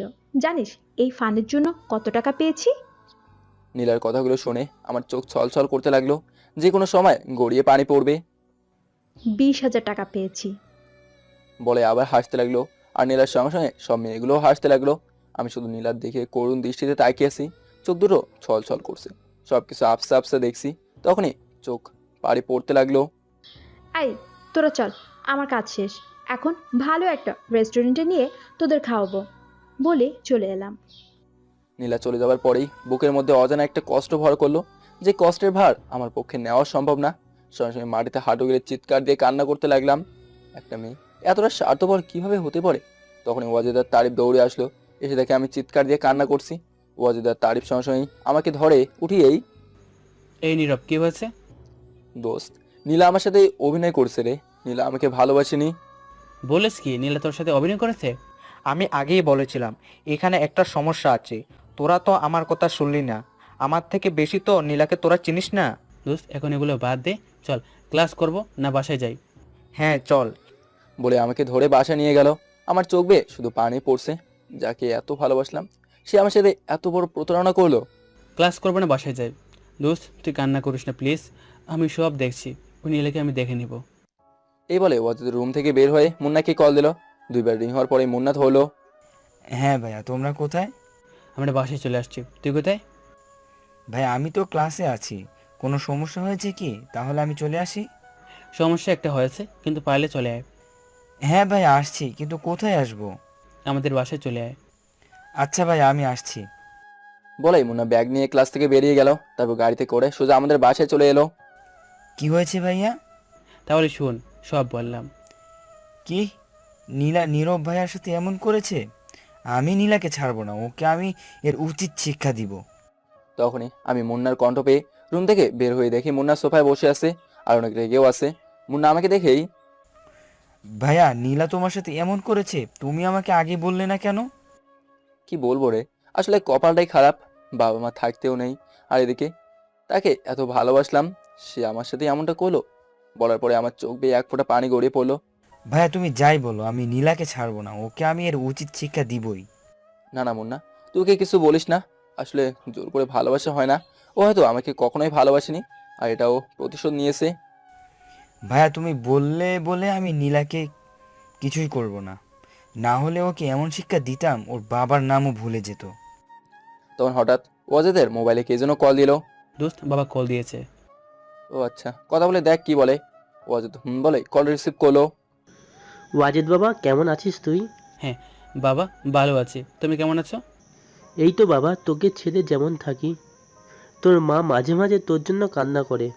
বাবা, তুমি মাকে একটু কান্না করতে নিষেধ করবা। আচ্ছা ওয়াজেদ, নীরব কোথায়? এই তো বাবা আমার পাশে। কেন? আসলে হয়েছে কি, নীরবের মায়ের অবস্থা তেমন ভালো না, নীরবের জন্য শুধু কান্না করে, ঠিকমতো খাই না। আর নীরবের বাবা আমার কাছে এসে অনেক কান্না করে, কিন্তু তুই নীরবের কথা বলতে নিষেধ করাই আমি এতদিন বলিনি, কিন্তু আর পারলাম না। আজকে নীরবের বাবা আমার কাছে এসে অনেক কান্না করেছে, আর যখন শুনলাম নীরবের মা অসুস্থ তখন বলেই দিলাম। বাবা, আঙ্কেল এখন কোথায়? আছে আমার পাশেই। বাবা 1 মিনিট। বলে আমাকে বললো, দোস্ত, তোর আম্মুর শরীর ভালো না। কি? আম্মুর শরীর ভালো না? কি হয়েছে আম্মুর? আসলে তোর আম্মু তোর জন্য কান্না করতে করতে ভেঙে পড়েছে, আর তোর বাবাও আর তার ভুল বুঝতে পেরেছে, তাই তোর সাথে কথা বলতে চায়। ওয়াজেদের কথাটা শুনে চোখ বেয়ে পানি পড়তে লাগলো। দোস্ত, তোর বাবার সাথে কথা বল। আমি মোবাইলটা কানের কাছে নিতেই শুনতে পেলাম বাবা কান্না করছে। বাবা কেমন আছো? কথা শুনেই বাবা আরো জোরে জোরে কান্না করতে লাগলো। বাবা কি হয়েছে, তুমি এমন করে কান্না করছো কেন? নীরব রে বাবা, আমি তোর কথা না শুনেই তোকে বাড়ি থেকে বের করে দিয়েছিলাম। আমি তোকে অনেক কষ্ট দিয়েছি বাবা, আমাকে তুই মাফ করে দে। না না বাবা, তুমি এসব কি বলছো? আসলে ভুল আমারই ছিল। তুমি তো আমাকে সেদিন পার্টিতে যেতে নিষেধ করেছিলে, কিন্তু আমি তোমার কোনো কথাই শুনিনি। সেদিন যদি তোমার কথা শুনতাম তাহলে আজ এই দিন দেখতে হতো না। বাবা মা যা বলে ছেলের ভালোর জন্যই বলে। এখন তুই চলে আয় বাবা, তোর আম্মু তোকে না পেয়ে অসুস্থ হয়ে পড়েছে। হ্যাঁ বাবা, আমি আসবো। কতদিন তোমাদের দেখিনি, আমারও যে বুকটা ফেটে যায়। তাহলে এখনই চলে আয়, আমি তোর আম্মুকে খবরটা দেই। আচ্ছা বাবা। বলার পরে বাবা কলটা কেটে দিল। দোস্ত, বলেই আমাকে জড়িয়ে ধরলো। আমি ওয়াজেদকে জড়িয়ে ধরলাম। তারপর আমি, তারিফ আর ওয়াজেদ মুন্নার গাড়িতে করে আমাদের বাসার উদ্দেশ্যে রওনা দিলাম। প্রায় ঘন্টাখানেক পর আমাদের সেই চিরচেনা এলাকায় চলে আসলাম। খুব পাল্টে গেছে এলাকাটা, ঠিক আমাদের মতো। তারপর আমাদের বাড়ির সামনে এসে গাড়িটা আমাদের গেটের সামনে ব্রেক করলো। এই নীরব, এটা কাদের বাড়ি? আমাদের বাড়ি। বাড়ির দিকে তাকিয়ে বললাম, দোস্ত, এই বাড়িটা তোর ঠিক প্রাসাদের মতো। এখন চল ভেতরে যাই। বলে গাড়ির হর্ন বাজাতেই দারোয়ান এসে গেট খুলে দিল। তারপর বাড়ির ভেতরে ঢুকে আমরা গাড়িটা পার্কিং করে নামতেই, বাহ দোস্ত, বাড়িটা তো অনেক সুন্দর। এখন আমার সাথে আয়। বলে বাসার দরজার কাছে আসতেই নিজের অজান্তেই চোখ বেয়ে পানি পড়তে লাগলো। দরজার কলিং বেল বাজাতেই বউ এসে দরজা খুলে আমাকে দেখেই ভাইজান, আপনারা আইছেন? বলে দৌড়ে আম্মুর কাছে বলতে গেল। তারপর আমি আস্তে আস্তে ভেতরে ঢুকলাম। মনে হচ্ছে সবকিছু কেমন যেন পাল্টে গেছে, ঠিক প্রাণহীন জীবের মতো। হঠাৎ আম্মু রুম থেকে দৌড়ে বের হয়ে দেখলো আমি দাঁড়িয়ে আছি। আম্মুকে দেখেই আমার বুকের মধ্যে ধুক করে উঠলো। অনেক শুকিয়ে গেছে আম্মু, মনে হয় ঠিকমতো খাওয়া দাওয়াও করে না, আর চোখের নিচে কালো দাগও হয়ে গেছে। আম্মুকে এই অবস্থায় দেখেই আমার বুকটা ফেটে কান্না চলে আসলো। আম্মু আম্মুর সঙ্গে সঙ্গে দৌড়ে এসে আমাকে জোরে ধরে কান্না করতে লাগলো। আমিও আম্মুকে ধরে কান্না করতে লাগলাম। অনেকদিন মায়ের স্পর্শ পাইনি, আজ মায়ের স্পর্শ পেয়ে মনে হলো আমার বুকের মধ্যে সব কষ্টগুলোই চলে গেল। তুই এতদিন আমাদের ছেড়ে কিভাবে থাকতে পারলি বাবা? অনেক কষ্ট হয়েছে আম্মু, তোমাদের ছেড়ে থাকতে আমার অনেক কষ্ট হয়েছে, কিন্তু কি করবো বলো, মানুষের ভাগ্যে যা থাকে তা তো কেউ খণ্ডাতে পারে না। তাই বলে আমাদের ছেড়ে এতদিন থাকবি? চেহারার কি হাল হয়েছে দেখেছিস একবার? বলে আমার কপালে ও দুগালে মন ভরে চুমু দিল। আমার আর আম্মুর কান্না দেখে তারিবার ওয়াজিদও কান্না করছে। তখন হঠাৎ দেখলাম আমার ছোট বোন লামিয়া আমার সামনে এসে ভাইয়া ভাইয়া বলে কান্না করছে। সঙ্গে সঙ্গে ওকে জড়িয়ে ধরলাম। অনেক কষ্ট হচ্ছে, এই বোনটাকে ছেড়ে কখনো কোথাও যায়নি। লামিয়া কান্না করছে, সঙ্গে আমিও। তখনই হঠাৎ বাবা এসেই, নীরব বাবা, তুই এসেছিস? আমি সঙ্গে সঙ্গে বাবার দিকে তাকাতেই বুক ফেটে কান্না চলে আসলো। বাবারও একই অবস্থা, অনেক শুকিয়ে গেছে, মনে হয় ঠিক মতো খাওয়া দাওয়া করে না, অনেক চিন্তা করে। নীরব বাবা, আমি ভুল করেছি, আমাকে মাফ করে দে। বলেই কান্না করে দিল। আমি সঙ্গে সঙ্গে বাবাকে জোরে ধরে কান্না করতে লাগলাম। বাবা রে, তোকে যখন বাড়ি ছেড়ে চলে যেতে বলেছিলাম তখন মনে হয়েছিল আমার প্রাণটাকেই আমি চলে যেতে বলেছিলাম। অনেক কষ্ট হয়েছিল রে, কিন্তু তোকে আটকানোর মতো শক্তি আমার ছিল না। বলে আবার কান্না করতে লাগলো। বাবা, তুমি কান্না করো না, তোমাদের কান্না যে আমি সইতে পারি না। তখনই বাবা আমাকে বুক থেকে ছাড়িয়ে কপালে একটা চুমু দিয়েই, আর কখনো আমাদের ছেড়ে যাসনি বাবা। না বাবা, আমি আর কখনো তোমাদের ছেড়ে যাব না। হে দেখ আন্টি আঙ্কেলের তোর কান্না দেখে আমারও কান্না চলে এসেছে। হ্যাঁ রে বাবা, তুই এতদিন কোথায় ছিলি? অনেক দূরে ছিলাম আম্মু, যখন আমি বাড়ি ছেড়ে চলে গিয়েছিলাম তারপরেই সবকিছু খুলে বললাম। আম্মু আর আব্বু আমার কাহিনী শুনে কান্না করছে। ভুল আমারই ছিল, কোনো কিছু না জেনে তোকে বাড়ি থেকে বের করে দেওয়া ঠিক হয়নি। বাবা, এই সেই তারিফ যে আমাকে বাঁচিয়েছিল, এখন ও আমার অনেক ভালো একটা বন্ধু। বাবা আমার কথা শুনে তারিফের কাছে গিয়েই, বাবা, তুমি আসলেই অনেক ভালো, দোয়া করি জীবনে অনেক বড় হও। জি আঙ্কেল, দোয়া করবেন। এই তোরা কিন্তু এখন কোথাও যাবি না, আজকে আমি নিজের হাতে রান্না করব, তারপর একসাথে সবাই মিলে খাবো। আম্মুর কথা শুনে আমার মনটা খুশিতে ভরে গেল। সঙ্গে সঙ্গে হেসে দিলাম। আমাকে হাসতে দেখে সবাই হেসে দিল। তারপর দুপুরে সবাই মিলে খুব মজা করে খেলাম। অনেকদিন পর মায়ের হাতের রান্না খেলাম, ঠিক যেন অমৃত। দোস্ত, আমি এখন যাই। যাবি মানে? আরে বেটা, আমিও তো যাবো। এখন ঘুমাবো, অনেক ঘুম পাচ্ছে, তোরাও ঘুমা, বিকেলে একসাথে ঘুরে আসবো। হ্যাঁ দোস্ত, আমারও অনেক ঘুম পাচ্ছে। তারপর কি আর করার, তারই বাধ্য ছেলের মতো আমাদের সাথেই ঘুমিয়ে পড়লো। হঠাৎ ছোট বোনটা আমার কাছে এসে আমার পাশে বসে মাথায় হাত বুলিয়ে দিচ্ছে। ওর হাতে স্পর্শ পেয়ে আমার ঘুম ভেঙে গেল। ছোট ছোট হাতে আমার মাথায় হাত বুলিয়ে দিচ্ছে। কি হলো, তুই ঘুমাসনি? না ভাইয়া, তোমাকে তো অনেকদিন দেখিনি, তাই বারবার দেখতে ইচ্ছে করছিল। আমার কিউট পাগলি বোনটা, বলে ওকে জড়িয়ে ধরলাম। তারপর উঠে ড্রয়িং রুমে যেতেই দেখি আম্মু আর বাবা বসে আছে। তারপর আম্মু আর বাবার সাথে গল্প করে ফ্রেশ হতে গেলাম। তারিবার ওয়াজেদ এখনো ঘুমাচ্ছে। ফ্রেশ হয়ে এসে রুমে ঢুকে দেখি তারিবার ওয়াজেদ নেই, হয়তো ড্রয়িং রুমে বসে গল্প করছে। আমি আমার মতো সবকিছু পরে ড্রয়িং রুমে গেলাম, গিয়ে দেখি ওরা বসে আছে। রে, উঠলি কখন? এই তো একটু আগেই। দোস্ত, তোকে আজ অনেক সুন্দর লাগছে। দোস্ত, ঠিক আগের মতো, কিন্তু এখন একটু শুকিয়ে গেছিস। তাই নাকি? বলেই হেসে দিলাম। দোস্ত, চল আমাকে দিয়ে আয়। চল। বলে নিচে নেমে মুনার গাড়ি নিয়ে তারিফকে নামিয়ে দিলাম বাসার সামনে। দোস্ত, তোকে অনেক মিস করব। তোর আমি কি একেবারের জন্য চলে যাচ্ছি নাকি? আমি আর ওয়াজেদ তোদের ভার্সিটি ছেড়ে কোথাও যাব না। দোস্ত, সত্যি? সত্যি।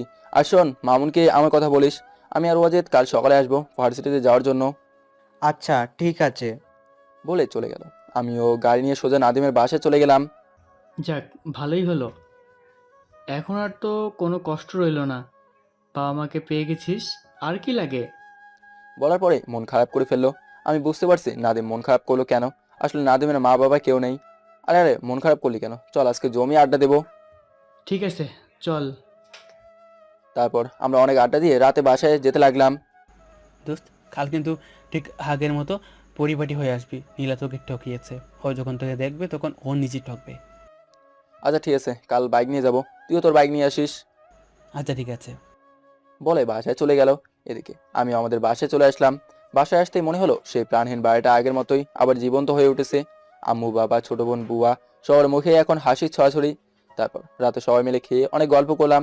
এখন আমি আমার রুমেই শুয়ে আছি। নীলার কথা ভাবতে খুব রাগ হচ্ছে।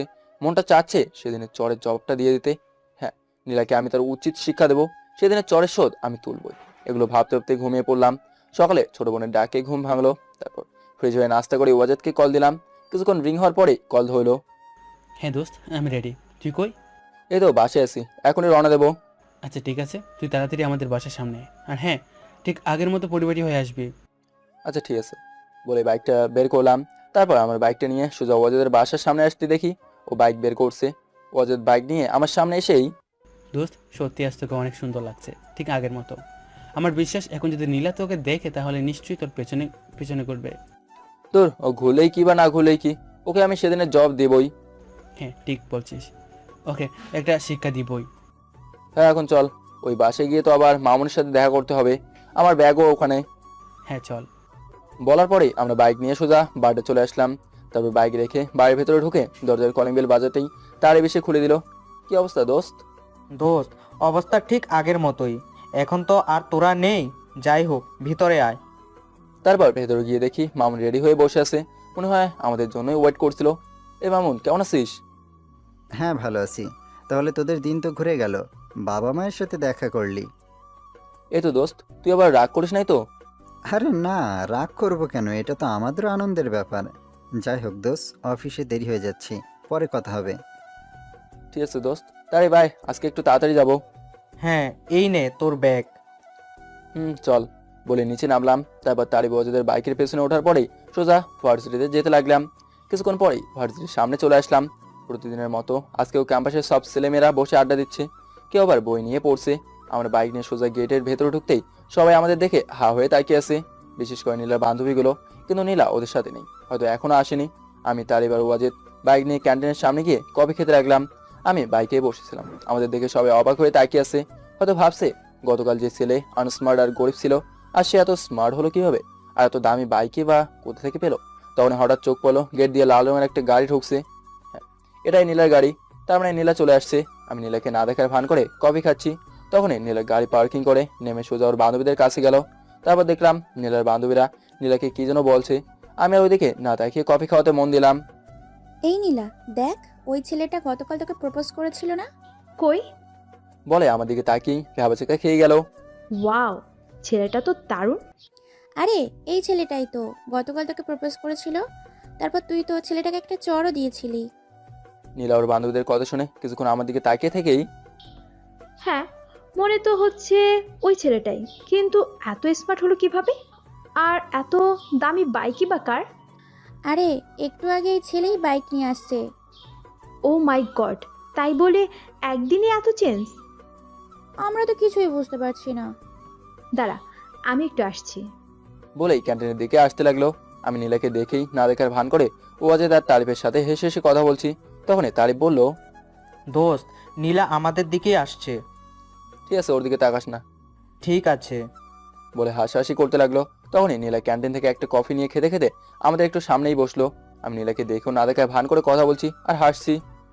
হ্যাঁ, এটা তো নীরবই। কখনো তো ওকে এত স্মার্ট দেখিনি।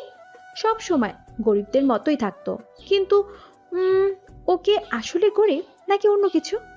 কিন্তু আজ তো ওকে গরিব বলে মনে হচ্ছে না। এ কথা ভাবতে হতে মুন্না এসে হাজির। কেমন আছো নীরব ভাইয়া? এই তো ভালো আছি, তুই কেমন আছিস? আমার কথাগুলো শুনে নীলা অনেকটা অবাক হয়ে গেল, কারণ মুন্নাকে ওর বন্ধুরা ছাড়া এই ভার্সিটিতে কেউ তুই করে বলে না। আর সেখানে আমি মুন্নাকে তুই করে বলছি, আর মুন্না আমাকে ভাইয়া করে বলছে। এই তো ভাইয়া আছি। ভাইয়া, তোমাদের বাড়িটা তো অনেক সুন্দর আর অনেক বড়। তা তো হবেই, কিন্তু কালকে তো তুই আমাদের সাথে যাসনি। কি? নীরবদের বাড়ি অনেক সুন্দর আর বড় মানে? তাহলে কি এইটাই ওর আসল রূপ? উফ, আমি তো কিছুই বুঝতে পারছি না। যাইনি তো কি হয়েছে, ছোটবেলায় তো দেখেছি, কিন্তু ভাইয়া আজকে কিন্তু আমি তোমাদের বাসায় যাব। বলেই আমাদের সামনে তাকাতেই দেখে নীলা বসে আছে। ভাইয়া, আমাদের সামনে তো নীলা বসে আছে। সমস্যা নেই, ও হয়তো আমাকে দেখেই ওখানে বসে আছে। ভাইয়া, তুমি শুধু একবার বলো, ওই নীলাকে আমি উচিত শিক্ষা দিয়ে আসি। না না, তোর কিছু করা লাগবে না, চল ক্লাসে যাই। বলে নীলার দিকে তাকাতে দেখি নীলা আমার দিকে তাকিয়ে আছে। আমি নীলাকে না চেনার ভান করে ক্লাসে চলে গেলাম। নীলা আমার এমন আচরণ দেখে কিছুটা অবাক হয়েছে, কিন্তু আমার একটাই লক্ষ্য, নীলা তো আমাকে ওর বান্ধবীদের সামনে চড় দিয়েছিল, আর আমি ওকে এই পুরো ক্যাম্পাসের ছেলেমেয়েদের সামনে চড় দেবো। আমরা আমাদের রুমে ক্লাস করছি, আর নীলা ওদের রুমে ক্লাস করছে। আচ্ছা, একটা ছেলে একদিনে এত চেঞ্জ কিভাবে হতে পারে? দেখ নীলা, ছেলেটি মনে হয় তোকে সত্যি সত্যি ভালোবাসতো, আর তুই তো ওকে আমাদের সবার সামনে চড় দিয়েছিস। ছেলেটি অনেক কান্না করছিল। হয়তো তোর ওই আচরণেই ছেলেটা একদিনে নিজেকে চেঞ্জ করে ফেলেছে। না রে, ওকে আমার চড় মারাটা ঠিক হয়নি। ঠিকই বলেছিস, ছেলেটাকে তোর চড় মারা ঠিক হয়নি। তাহলে এখন কি করব? তুই ওই ছেলেটার কাছে গিয়ে নিজের ভুল স্বীকার কর, দেখবি সব ঠিক হয়ে যাবে। কিন্তু ও তো আমাকে দেখেও না চেনার ভান করলো। তো কি হয়েছে? হয়তো রাগ করেছে, তাই তোর সাথে এমনটা করছে। তুই ওর কাছে ক্ষমা চেয়ে নিস, দেখিস ও ঠিকই ক্ষমা করে দিবে। ঠিক আছে। তারপর ক্লাস শেষে আমি তার এবার ওয়াজেদ কথা বলতে বলতে বের হচ্ছি, তখনই হঠাৎ খেয়াল করলাম নীলা আমাদের পেছন পেছন আসছে, কিন্তু আমি ওকে না দেখার ভান করে বের হয়ে আসলাম। দোস্ত অনেক ক্ষুধা লাগছে, চল সামনে একটা রেস্টুরেন্ট আছে। হ্যাঁ চল বলে বাইকের সামনে যাব, তখনই হঠাৎ নীলা পেছন থেকে ডাক দিল, কিন্তু কে শোনে কার কথা। আমি নীলার ডাক না শোনার ভান করে হাঁটতে লাগলাম। নীলা আমাকে পেছন থেকে অনেক ডাকছে, কিন্তু আমি না শোনার ভান করে হেঁটে যাচ্ছি। তখনই নীলা পেছন থেকে দৌড়ে এসেই আমার হাত ধরে ফেললো। সঙ্গে সঙ্গে আমি দাঁড়িয়ে পড়লাম। এই, আপনাকে কখন থেকে ডেকে যাচ্ছি, শুনেননি? নীলা আমার হাত ধরেছে, তাই এটাই বড় একটা সুযোগ। এই সুযোগে আর হয়তো পাবো না। আমি সঙ্গে সঙ্গে নীলাকে ঠাস ঠাস করে দুই গালে দূরে চড় দিয়েই, এই আপনার সাহস হয় কি করে আমার হাত ধরার? নীলাকে চড় দিতে দেখে পুরো ক্যাম্পাসের ছেলে মেয়ে হা হয়ে তাকিয়ে আছে।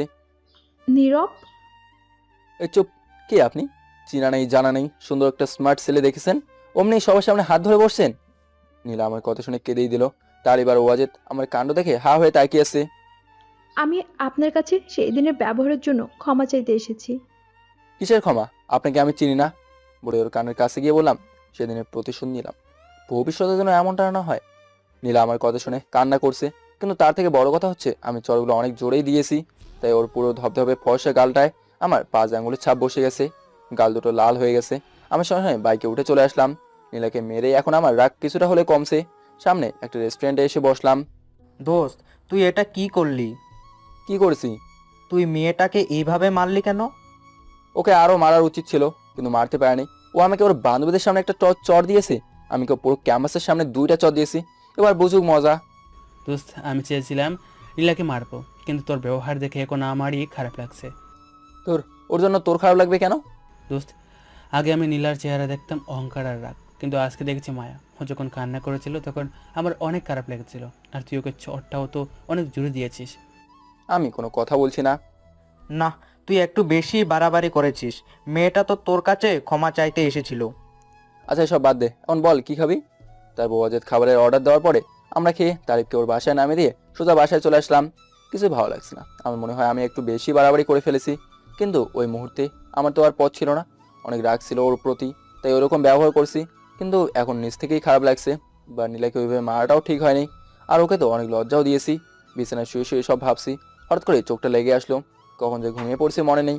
হঠাৎ দেখলাম কোনো এক মেয়ে হাতে একটা ছুরি নিয়ে আমার সামনে এসে কান্না করছে আর বলছে, নীরব, তুমি আমার সাথে এমন ব্যবহার করতে পারলে?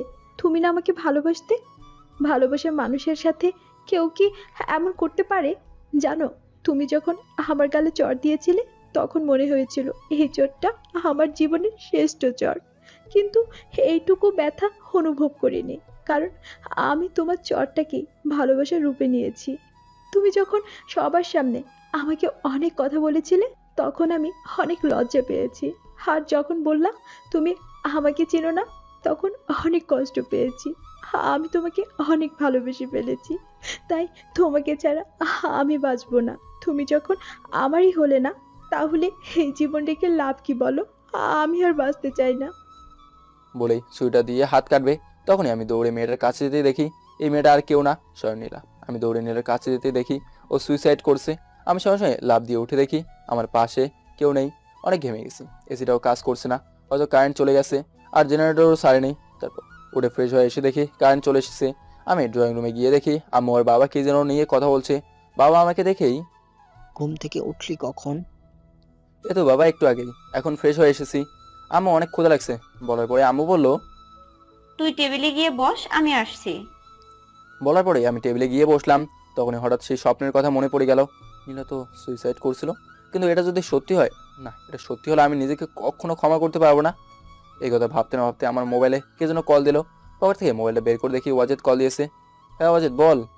দোস্ত কিছু শুনেছিস? কই না তো, কি শুনবো? আর এই মাত্র তারিফ আমাকে কল দিয়ে বললো নীলা নাকি সুইসাইড করেছে। কথাটা শোনার সঙ্গে সঙ্গে বুকের ভেতর ধুক করে উঠলো, মনে হলো আমার মাথায় আকাশ ভেঙে পড়লো। হ্যাঁ নীরব, কথা বলছিস না কেন? কি, নীলা সুইসাইড করেছে? হ্যাঁ তারা তো তাই বললো। কোন হসপিটালে আছে? লেবিউড। কথাটা শোনার সঙ্গে সঙ্গে মোবাইলটা পকেটে রেখে দিলাম দৌড়। আম্মু আমাকে দৌড়াতে যেতে দেখে পেছন থেকে অনেক ডাকছে, কিন্তু এখন থেমে গেলে চলবে না, আমাকে যে করেই হোক নীলার কাছে যেতেই হবে। এই ভেবে তাড়াতাড়ি বাইক বের করেই ওয়াজেদের বাসার সামনে যেতেই দেখি ওয়াজেদের বাইক নিয়ে দাঁড়িয়ে আছে। দোস্ত তাড়াতাড়ি চল বলেই বাইক স্টার্ট দিল। তারপর তাড়াতাড়ি আমরা হসপিটালে পৌঁছে গেলাম। হসপিটালে গিয়ে দেখি নীলার বাবা মা বাইরে বসে কান্না করছে। আর নীলার বান্ধবীরা নীলার বাবা মাকে সান্ত্বনা দিচ্ছে, কিন্তু তাদেরও মনটা খারাপ। নীলার বান্ধবীরা আমাকে দেখে দৌড়ে আমার কাছে এসেই, দেখছেন ভাইয়া আজ নীলার কি অবস্থা? ও সুইসাইড করতে গেছিল, কিন্তু ভাগ্যের জোরে বেঁচে গিয়েছে। ওর মা যদি সময় মতো দেখতো তাহলে আজ নীলাকে বাঁচানো যেত না। কথাটা শুনে আমার চোখ দুটো ছলছল করছে। মনে হচ্ছে এখনই চোখ বেয়ে পানি পড়বে। কি করব বুঝতে পারছি না। সব হয়েছে আমার জন্য। আমি যদি ওর সাথে ওরকম ব্যবহার না করতাম তাহলে আজ নীলার এই দশা হতো না। ভাইয়া জানেন, নীলাও আপনাকে ভালোবেসে ফেলেছিল, তাই আপনার কাছে ক্ষমা চাইতে গিয়েছিল। আর আপনি যখন ওর সাথে ওরকম ব্যবহার করেছিলেন তখন নীলা অনেকটা কান্না করেছিল।